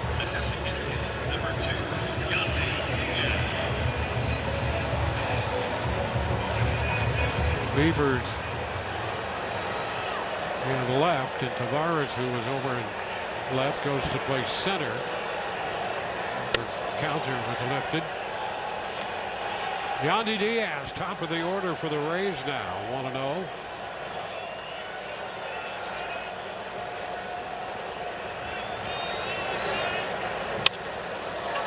Chop up the middle and the base hit. So Yandy is aboard now with one out. Well, that's what the Rays need. They need base runners. They need to put pressure on the Baltimore Orioles. How about that pitch? That's not a bad pitch. That is down and away, just above the knees maybe. But look at Yandy. Just lengthens that swing out, stays through the middle of the field and gets enough of it. He has been swinging that so well last 5 games now.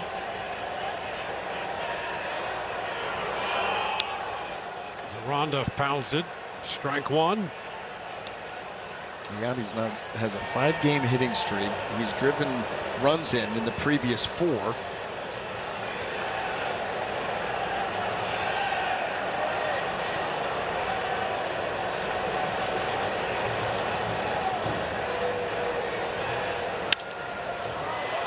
that's got in on Ronda a bit. Fly ball to right. That's the second out. Brings Chandler Simpson to the plate.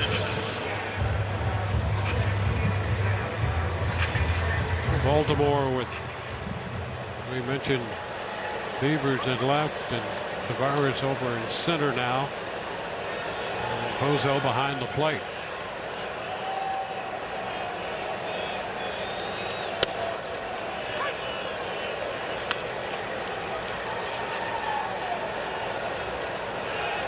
A strike to Simpson.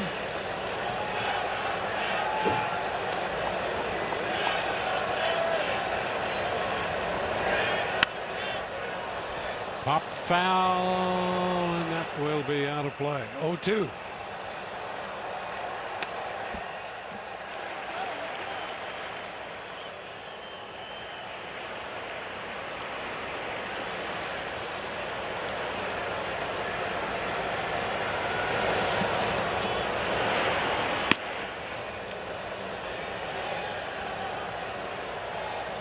Action in the Rays bullpen. Roycroft busy, and a swing and a miss. Simpson is out on strikes, and we are through 7. 4-2 Baltimore. To everyone who loves great food, let us make you a meal the Wisconsin way. We cook each butter burger to order for you and the people you love, so it's the best. Now Allegra. It's a no-brainer. You are watching Rays baseball presented by Union Home Mortgage.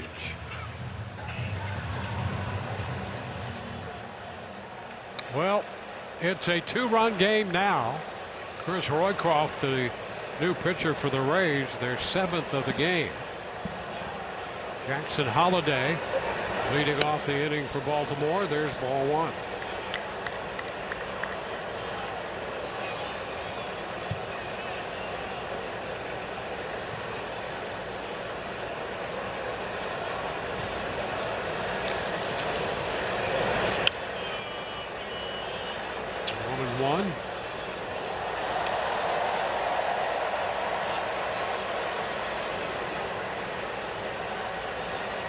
David Matz was the opener.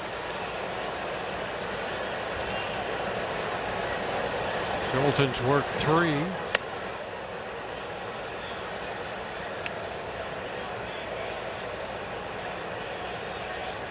Holiday up in the count.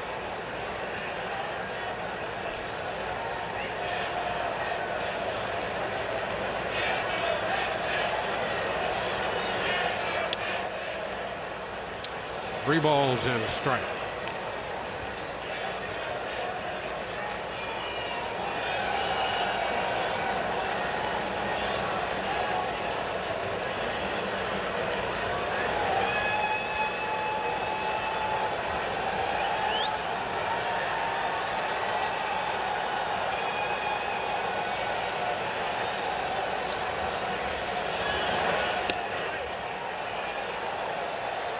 Three and 2 now. Mayo next, and then O'Neill.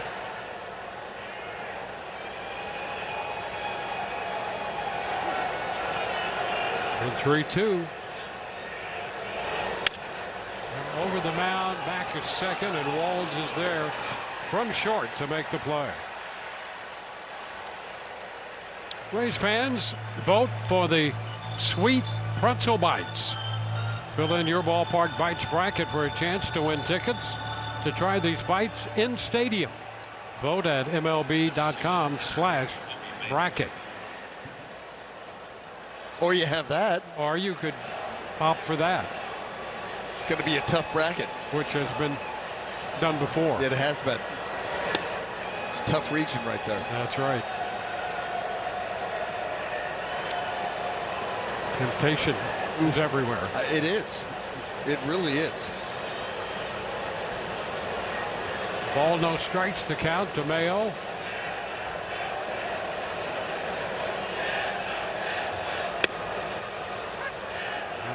Strike. I don't think Chris Roycroft is capable of throwing the ball straight. I mean, everything that he throws, darts and dives, I mean, he gets some really good life and really good movement on his pitches. And to left and cutting to his left and back. Simpson made the catch. Tracking it down. That ball was poked pretty good. Yeah, he felt that going in. Yeah, yeah, he did. That got on him in a hurry.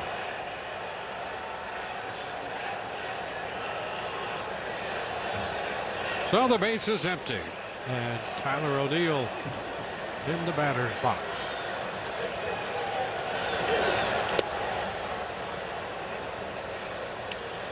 One ball, no strikes.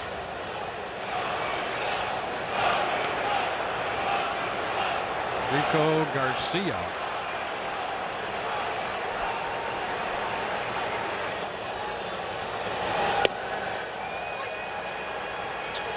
One. You know, it's a pretty good pitch right there. Got some sink on it at 97. I mean, that's the thing. He's got a live arm. You're right, and that's why nothing can stay straight. I mean, it just darting and diving all over the place. 2-1.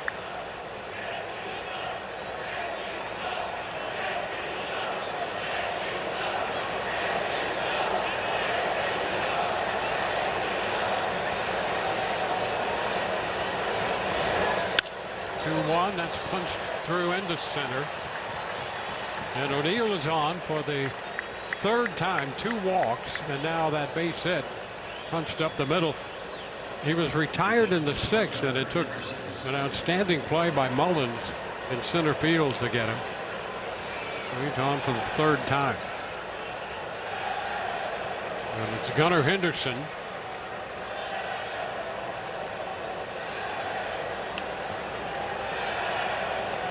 Henderson has been on 3 times. So between O'Neill and Henderson, 7 plate appearances, and they've reached base between the 2 of them 6 times.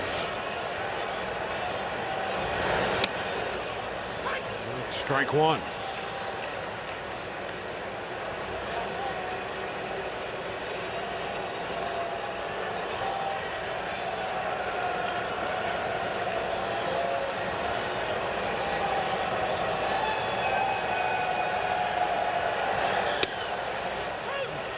another good pitch. 0-2.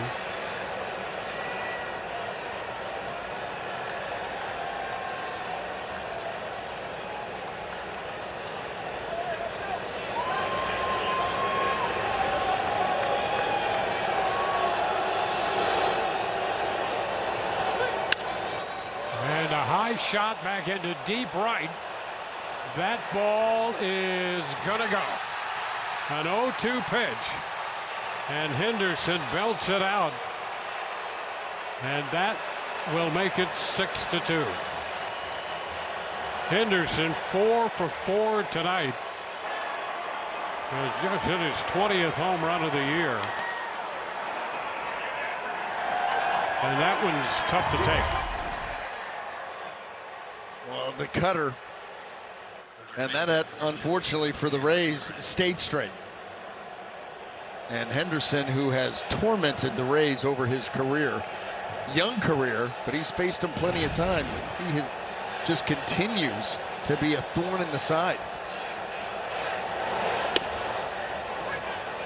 And strike to Encarnacion Strand.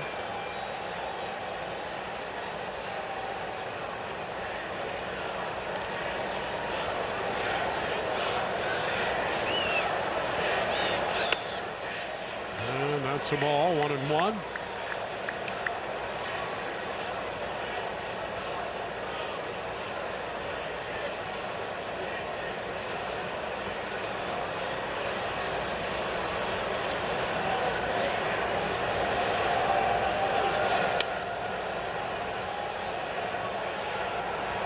Two balls and a strike.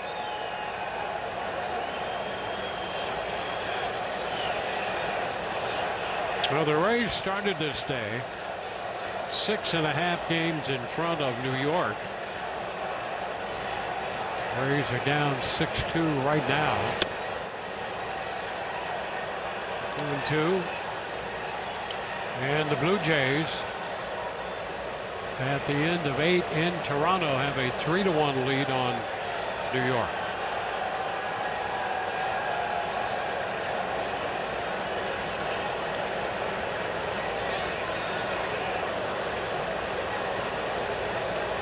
The 2-2.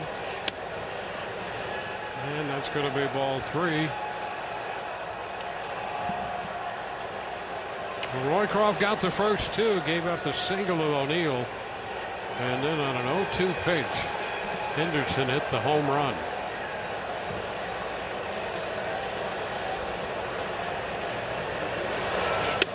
Swing and a miss. Fastball got him. 2-run score. When we come back, it will be Junior Caminero to lead off for the Rays. Only at Taco Bell.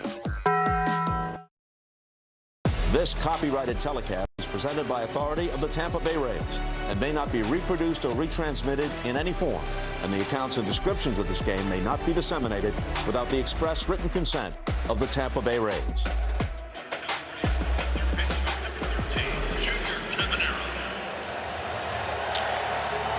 Getting late here, bottom of the 8th inning. The Rays find themselves down by 4. Rico Garcia, the new pitcher for Baltimore. Junior Caminero to lead off the home half of the 8th. And there's a strike. Dwayne, let me remind you, the last time the Rays were down 6-2 heading into their 8th inning to hit, what happened? I believe it was an 8 spot. They had a big inning. They did. They did. It is wide, 1-1. Well, which tells you that you can never count a team like this out of it.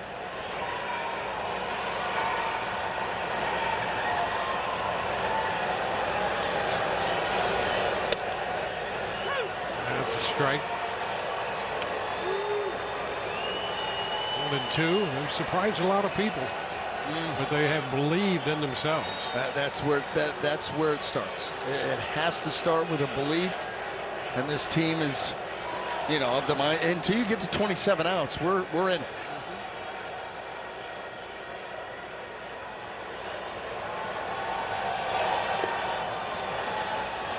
2-2. got their 2 runs off the starter, Chris Bassett. Josh Walker, then Andrew Kittredge, now Garcia.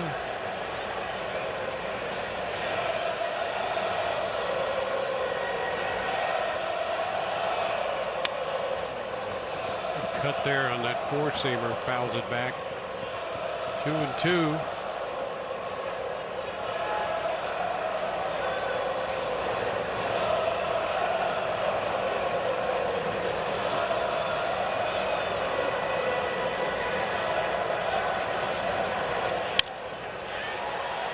Hopper short right.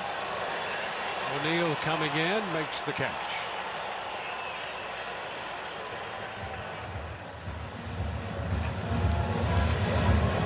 Well, the Rays down to 5 outs now. Here's Liam Hicks. He's been on twice with a single and a walk.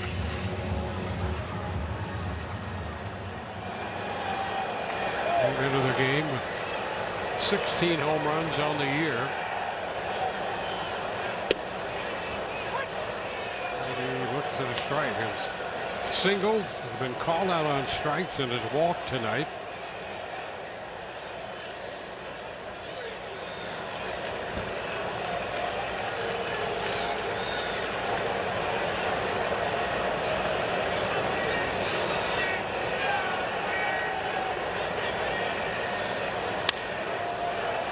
Popped up on the left side and in foul territory. Encarnacion Strand takes care of it.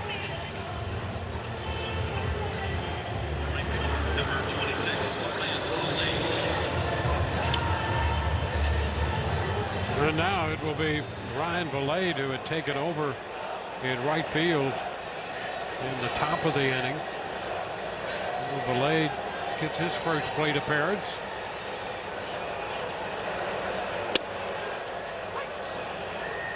Big strike one.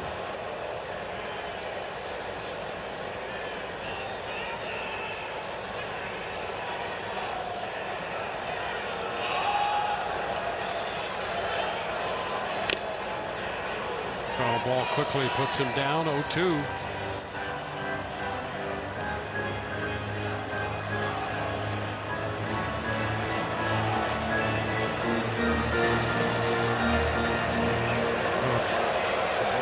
Catcher, he says he's okay and ready to go.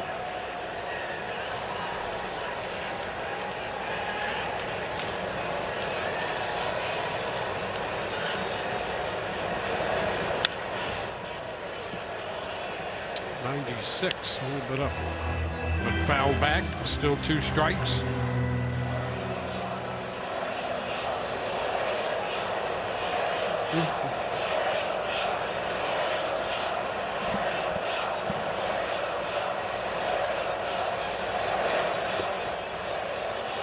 Ball, 2 strikes.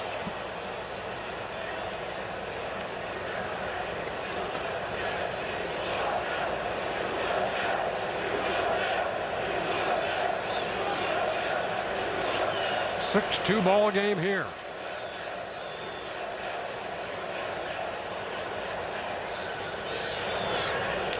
And this one skips to the backstop. Blue Jays have beaten the Yankees 3-1. New York now falls to 68-54.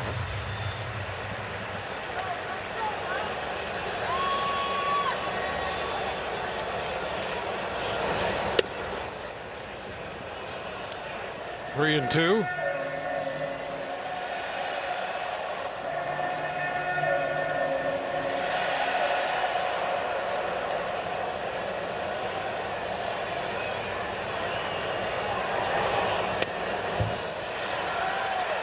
And a walk drawn by Belay. We haven't had many of those. Bassett walked 3, but first walk by their bullpen. And the Rays, I think, O'Neill walked twice. And I think, well, there was an intentional walk in there as well, but that's been it in the walk department. Johnny DeLuca is down.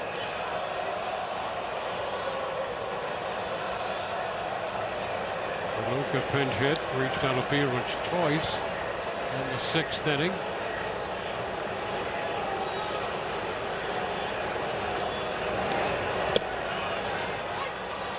Strike, 1-1.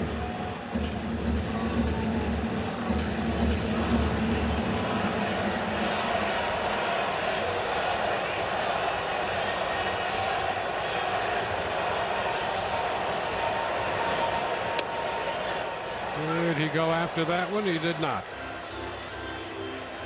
2-1.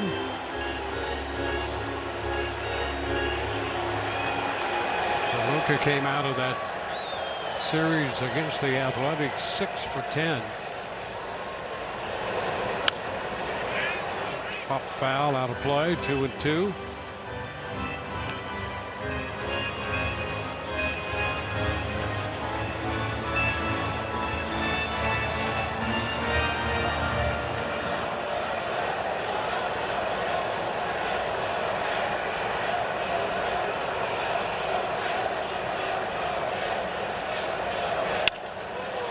Fly ball right field, sending O'Neill back at the track with room. He makes the catch. We are through 8. 6-2 Baltimore. It's tweet.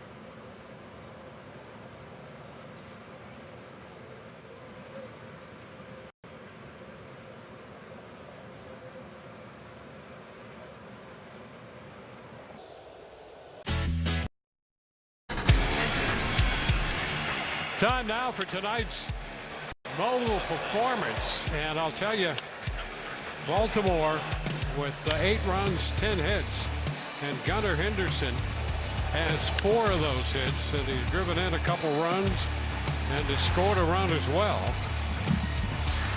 So he is the center of attention for the performance he has turned in tonight.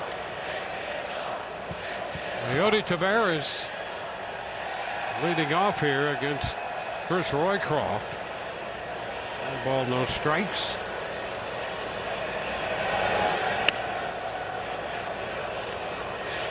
Two and nothing.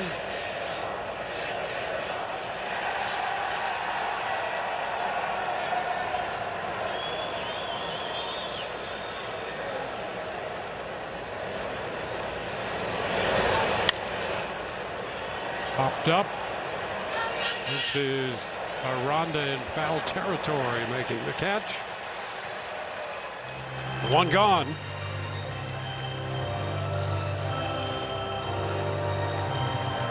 And now the catcher, Pozo. This will be his first plate appearance of the night after taking over for Carlos Narvaez behind the plate.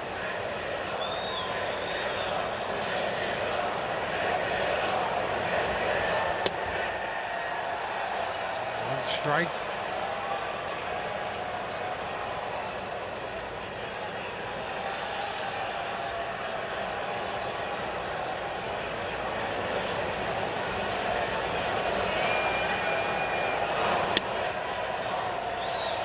Oh, 2.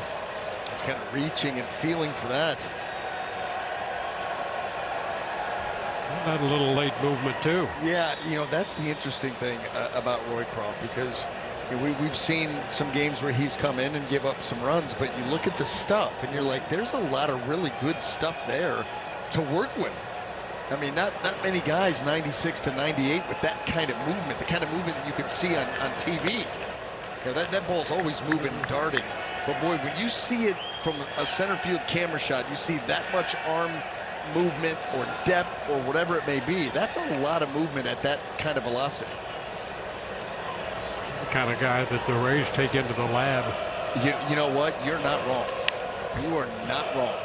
Be real interested to see, you know, how this season wraps up and what next spring looks like. Yep. Because, you know, 6 feet 8 inches tall, lots of leverage, lots of power, lots of movement. You know, you can have some fun with the technology.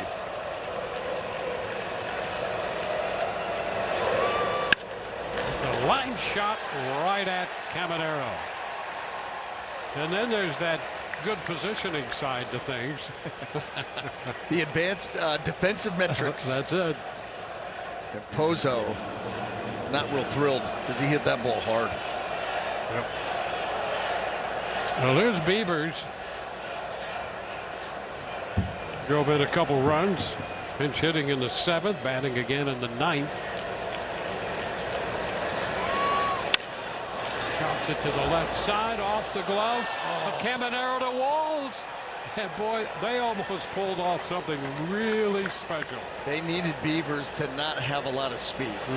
He just, from the left side, he was getting down the line too quickly, because you're right, that ball deflecting off the glove of Caminero, and Taylor Walls a great job of corralling it, but then just no play to be made. Orlando Health slow-mo replay, reaching off the glove, but then look at Taylor.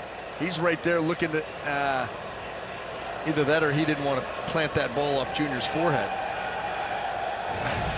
And Junior didn't want any part of it either. Alonso, strike one. Junior goes, I know when to duck.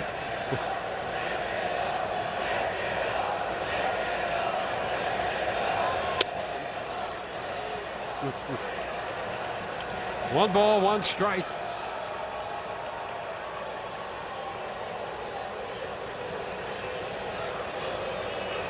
Cano up in the bullpen.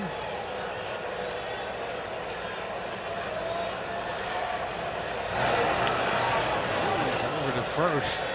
A reach by Aranda. A potential deep there by Aranda. You see, he kind of like went off like maybe that ball got by me. Everybody enjoying a little chuckle. At Aranda subterfuge over there. That's it. A little sleight of hand. Yep.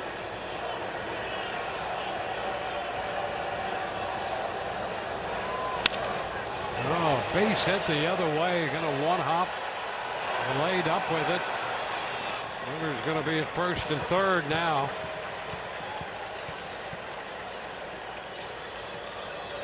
I'll tell you what, you got to give Baltimore's offense here tonight some credit, because you're facing, every at bat, basically these hitters are facing a different pitcher, and they have been able to put sustained pressure on the Rays all night long. Alonso's second hit. They have a dozen hits on the night.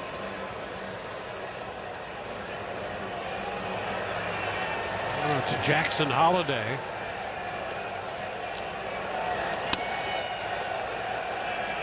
Inside.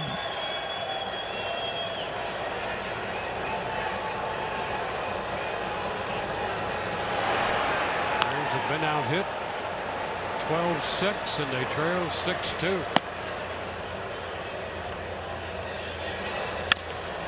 Chopper back of the bag at second.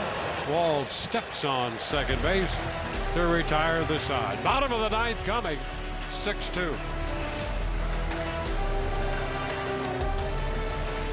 So what day is the meeting? Fun day. Well, a 6-2 ball game moving into the bottom of the ninth inning. Been a big night for Gunnar Henderson. Continues to torment the Rays. Mesa Jr. brought the Rays back to a tie ball game in the third, but that would be about it. How about this for a StatCast 3D powered by Google Cloud? Some pretty similar home runs here tonight for the Baltimore Orioles. Colton Cowser 103 off the bat. Gunnar Henderson 104.6. Both of them out there 400+ feet. And on to the bottom of the ninth inning. Leading off for the Rays, Richie Palacios facing Yadier Cano.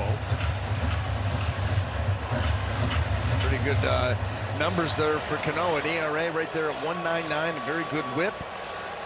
Not quite a strikeout an inning. And he finds the strike zone there. Palacios drove in the first run of the game for the Rays with a double back in the second inning.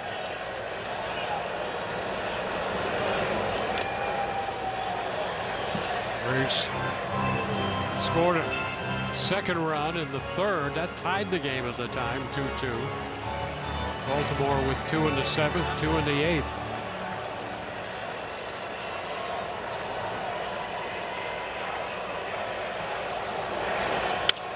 And a base hit the other way.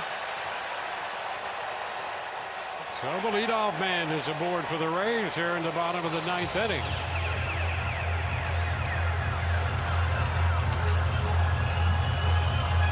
Taylor Walls will be the hitter. Here's the shortstop, number 6. Now down and away. Nice job by Richie not trying to pull this pitch.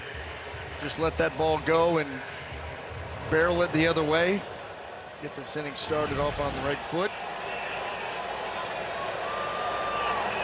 All right, I'd like to see some life from their offense. They started this game by scoring those 2 runs, 5 of their first 13. And then coming into this inning had gone 1 for 17 ahead of the single by Palacios.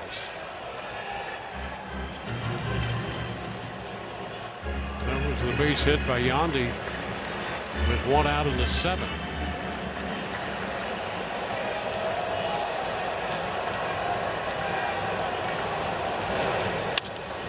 Ground ball, there's a base hit. Palacios goes to second. So back-to-back hits here for the Rays to open the bottom of the 9th inning.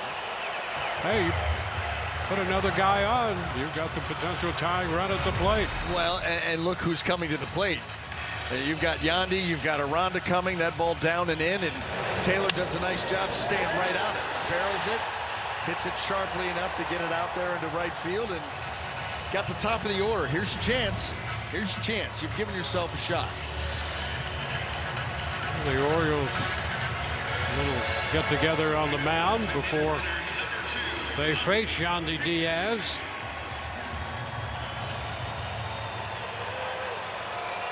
Well, you never know. 2 on, nobody out. First pitch is a strike.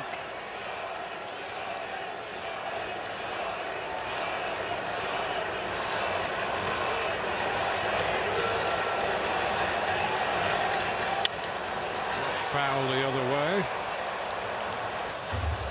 Yandy is behind in the count now. Yandy more at bats than any other Ray against Cano. He's 3 for 8 with a double against him. Also has a walk. But down now. Pitch blocked. Pozo got in front of it.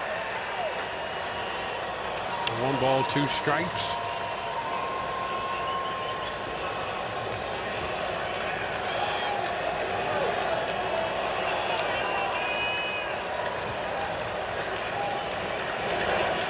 Oh, look out.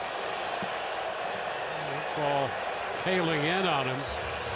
He got out of there and fouled it as it turned out. Yeah, you're not that you're hoping anybody gets hit. Let's see where that ball ends up.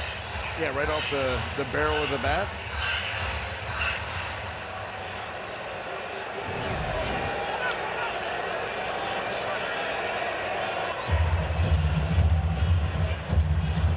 Singles by Palacios and Walls. 2 on, 1-2 the count to Yandy Diaz. Whoa, all the way to the backstop here. Pozo could not reach it.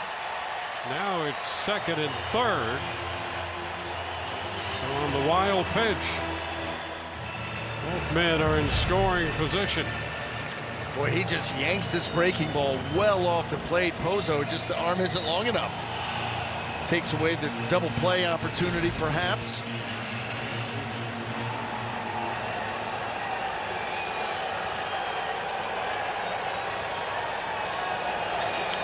Two. Yandy is out on strikes. Ball had some sink on it, disappeared. 1 gone. Yeah, that's an excellent pitch there by Cano. Not easy to get Yandy in these types of situations to punch out, but 95 with that kind of late movement. There you see the release, and look at that ball just start to bottom out. Jonathan Aranda.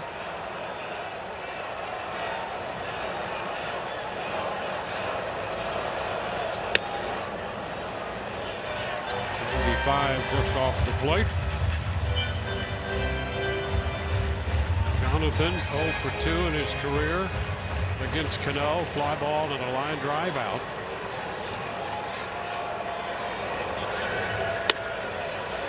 Too tight. 2-0.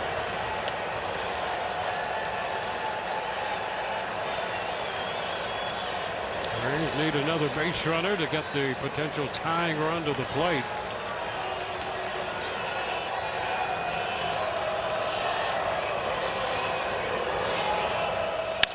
And a line drive into right. There's a base hit. Palacios scores. Walsh heads to the plate. And the Rays make it 6-4.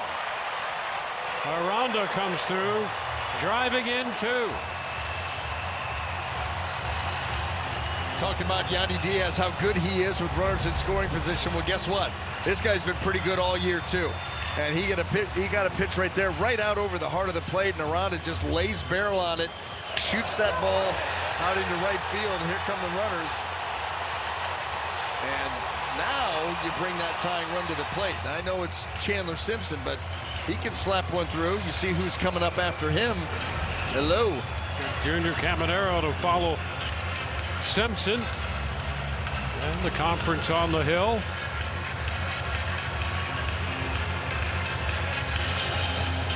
Drew French out there leading the conversation.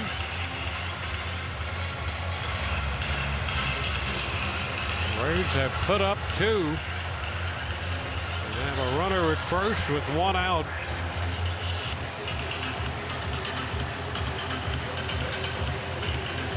Well, Cano is their guy at the end of games coming out of that bullpen.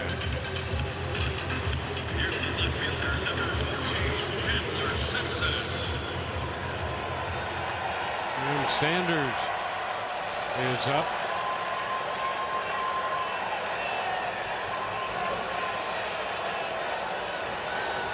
And here's Chandler. Swinging and missing. Bottom dropped out. Strike 1.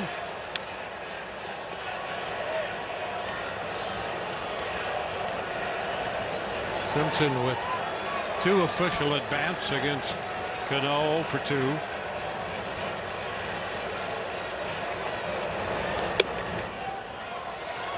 Too wide. 1-1. 2-run ball game right here.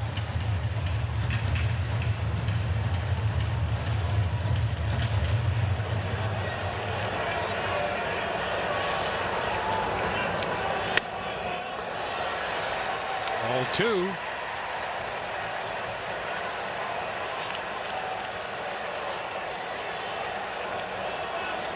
Single, strikeout, single, 2 runs home. This will be the 20th pitch of the inning for Cano. And they'll take for ball 3, and they're going to challenge it. They're going to lose it.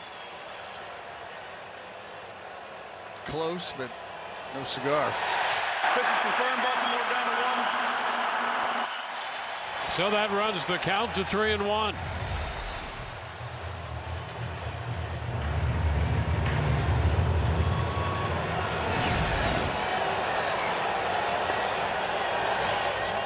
And ball 4. So Simpson draws the walk. Aranda moves up to second.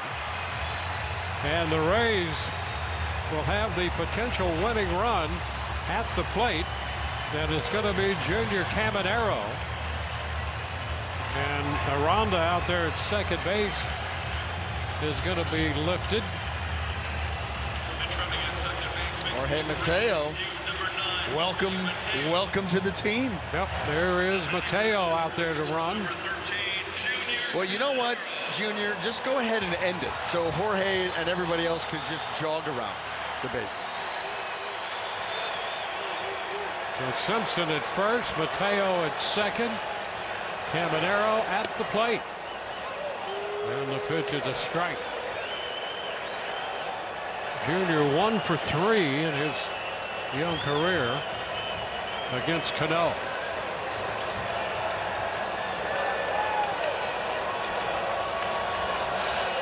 And the runners take off, the ball loose, and now both men are in scoring position. How about that? That is so Rays. And boy, did they pick a great pitch to run out. There was no play for Pozo here. Look at that ball's far away. He's thinking about trying to do something. He just can't do it. Not an easy pitch to handle. The Rays are off and running. So they pull the double steal. And the potential tying run is now at second base.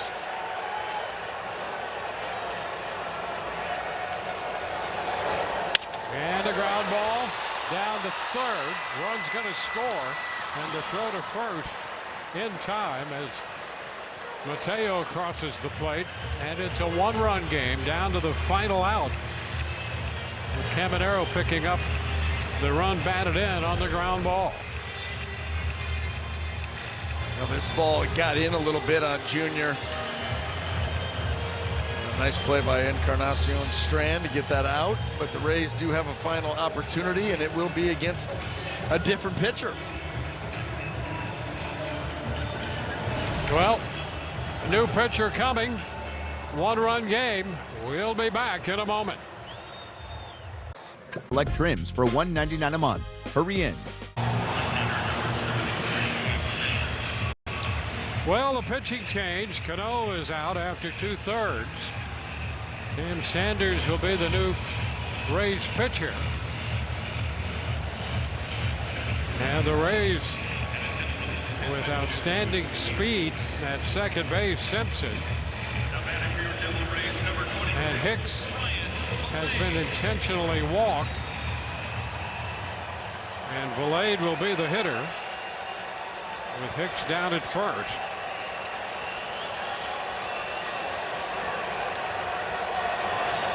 And Valade swings and sends a high fly ball into left center, and there to make the catch, Tavares, and this one is over. The Rays sent 8 men to the plate in the 9th, and they're going to come up just 1 run short. 3 runs crossing the plate, and Baltimore takes the first game of this series 6-5. Rays postgame coming your way next. It begins right now with Rich and Doug.